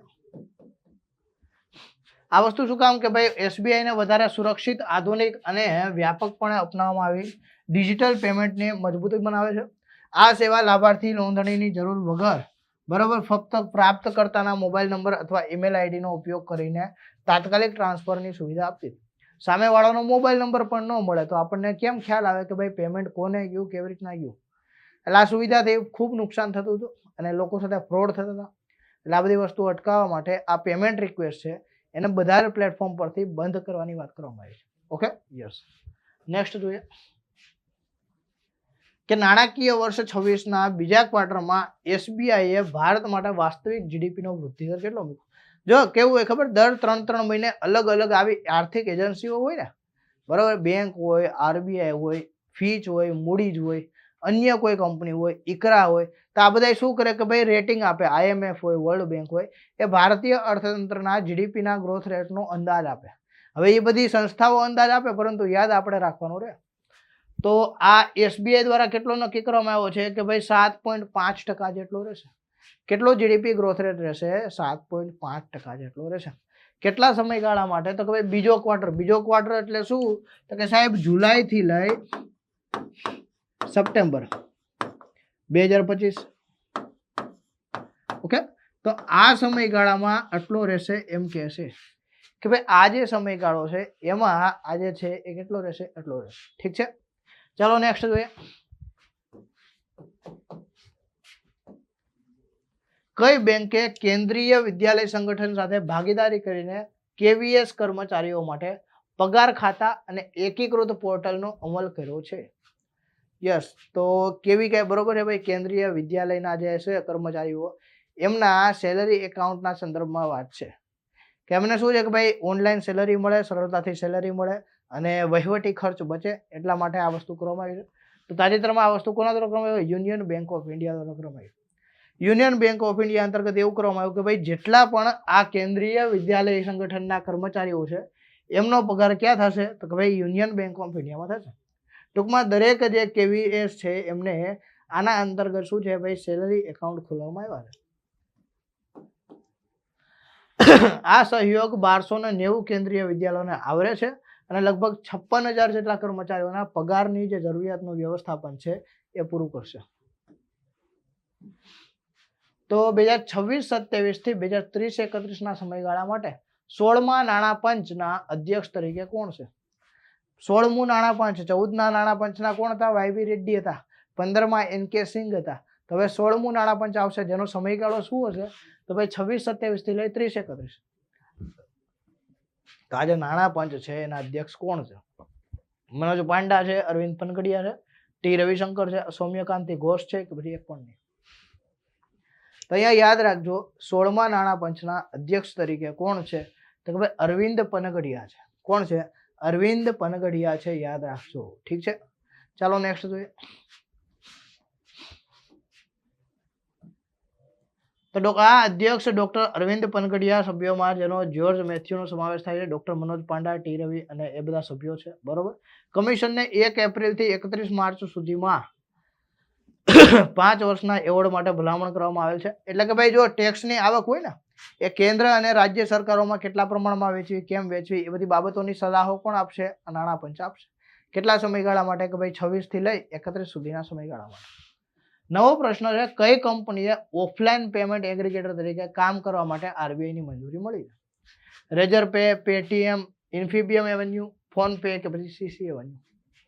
હવે ઓફલાઈન તરીકે મંજૂરી મળેલી છે, બરોબર. આગળ આપણે જોયું કે ભાઈ પેયુ છે એને 3 પરમિશન મળી છે. પેયુ છે ઓનલાઈન કરી શકે, ઓફલાઈન કરી શકે અને ક્રોસ બોર્ડર કરી શકે, બરોબર. Physical, yes. ઓફલાઈન એટલે શું? Physical, yes. PAP, yes. Okay, PAP.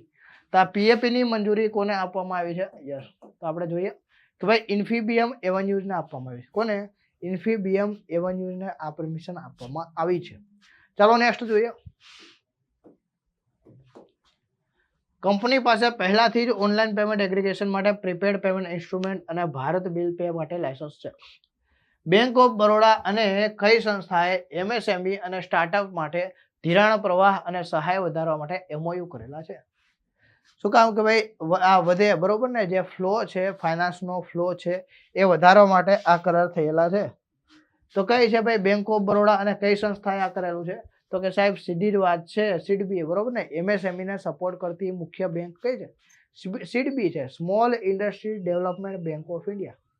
તો આ જે સીડબી છે એમની સાથે એવા કરાર થયેલા છે, ઓકે, કે ભાઈ શું છે કે ભાઈ જે આગળ જતા સ્ટાર્ટઅપ્સને ટેકો આપશે અને ધિરાણ વધારવા માટે મદદ કરશે. ચાલો નેક્સ્ટ જોઈએ. તો આ કરાર અંતર્ગત શું છે કે ભાઈ લોન લેનારાઓના કાર્ય મૂડી બરોબર કાર્યકારી મૂડી પ્લેટફોર્મનો ઉપયોગ કરવા માટે સક્ષમ બનાવશે અને નિકાસલક્ષી વ્યવસાયો માટે કસ્ટમાઇઝ બાબતોની વાત કરશે. ઠીક છે, ચાલો નેક્સ્ટ જોઈએ. હાઈ એન્ડ ક્રેડિટ કાર્ડ બરોબર. Yes, high and credit card સેગમેન્ટમાં પ્રવેશવા માટે કઈ બેંકે પ્રીમિયમ ક્રેડિટ કાર્ડ લુમિયર અને નોવા લોન્ચ કર્યા બરોબર. જે લોકોની અર્નિંગ ખૂબ સારી હોય, જે લોકોને કમાણી ખૂબ સારી હોય, એ લોકોને આગળ જતા ઉપયોગી થવા માટે બરોબર, જેમને પેમેન્ટ સરળતાથી થઈ શકે એટલા માટે બરોબર. આ મેં આગળ ન કીધું કે ભાઈ આ કેવા કાર્ડ છે કે ભાઈ આ સુપરફ્લુઅસ ફેમિલીઝ હોય છે બરોબર, સુપર રિચ ફેમિલીઝ હોય અને એમને સ્પેન્ડ કરવા માટે ક્રેડિટ કાર્ડ લોન્ચ કરવામાં આવે છે. તો આ વસ્તુ કોના દ્વારા? આરબીએલ બેંક દ્વારા કરવામાં આવ્યું અને નામ શું આપવામાં આવે છે? લુમિયર અને નોવા. યસ, ઓકે, યસ, શું નામ આપે છે? લુમિયર અને નોવા. નેક્સ્ટ જોઈએ.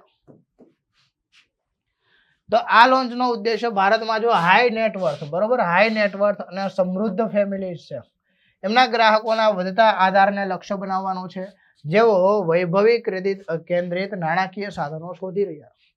તો હાઈ અર્નિંગ જે ફેમિલીઝ છે એમને આ વસ્તુ સરળતાથી મળી રહે એટલા માટે કરવામાં આવેલ છે. નેક્સ્ટ જોઈએ. જો લુમિયર કાર્ડનું વજન 18 ગ્રામ છે અને તેની વાર્ષિક ફી 50,000 છે.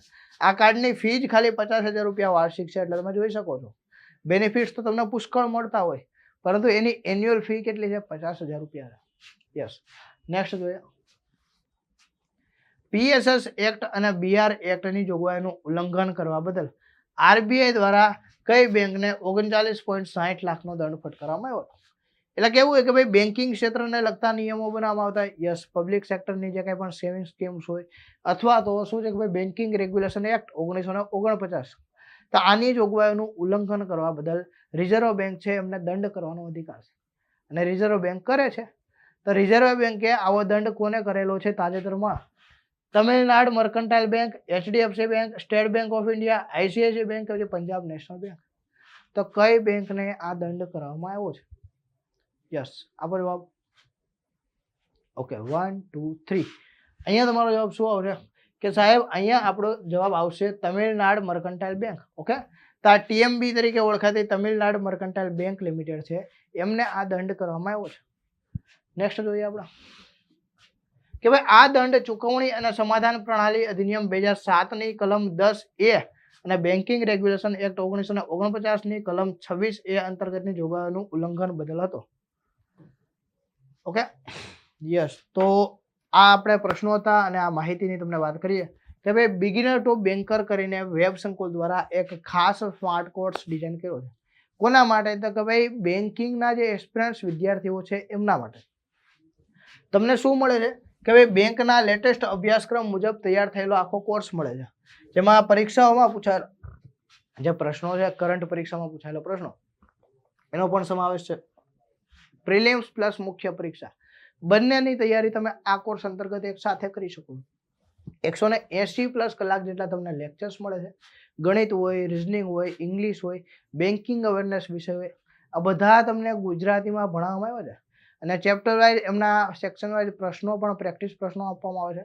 ગણિત અને રિઝનિંગના તમને 100 જેટલા શું છે કે ભાઈ પ્રેક્ટિસ શીટ માટેના પ્રશ્નો પણ આપવામાં આવે છે. બીજી વસ્તુ શું છે કે ભાઈ 2 સમયગાળા માટે ખરીદી શકો છો. તમારે આ કોર્સ 6 મહિના માટે ખરીદવો હોય તો 5,000 રૂપિયા ફીમાં 50% ડિસ્કાઉન્ટથી ખરીદી શકો છો. એટલે કે ભાઈ એકચ્યુઅલ ફી 10,000 છે, પરંતુ તમે 5,000માં ખરીદી શકો. અને 12 મહિના માટે ખરીદવા માટે 6,500માં ખરીદી શકો. એના માટે કોડ કયો ઉપયોગ કરવાનો છે? વેલકમ 50 ઉપયોગ કરવાનો. કંઈ પણ પ્રશ્ન હોય આપણા બેચ બાબતે, આપણી કોર્સ બાબતે, યુ કેન આસ્ક. આપણા તમે ઓફલાઈન આપણા જે મોબાઈલ નંબર છે એની ઉપર પૂછી શકો છો, હેલ્પલાઇન નંબર ઉપર. પ્લસ આના માટે તમારે વેબ સંકુલ ઓફિશિયલ એપ્લિકેશન ડાઉનલોડ કરવી પડશે. અને ઓક્ટોબર અને નવેમ્બર મહિનાનું આપણે કરંટ અફેર આ વીકમાં જોયેલું છે. તો નેક્સ્ટ આપણે ભેગા થઈશું ફરીવાર નવા કરંટ અફેર સાથે. ત્યાં સુધી બધા જ વિદ્યાર્થીઓને જય હિન્દ, જય ભારત, વંદે માતરમ, જય જય ગરી ગુજરાત. Thank you.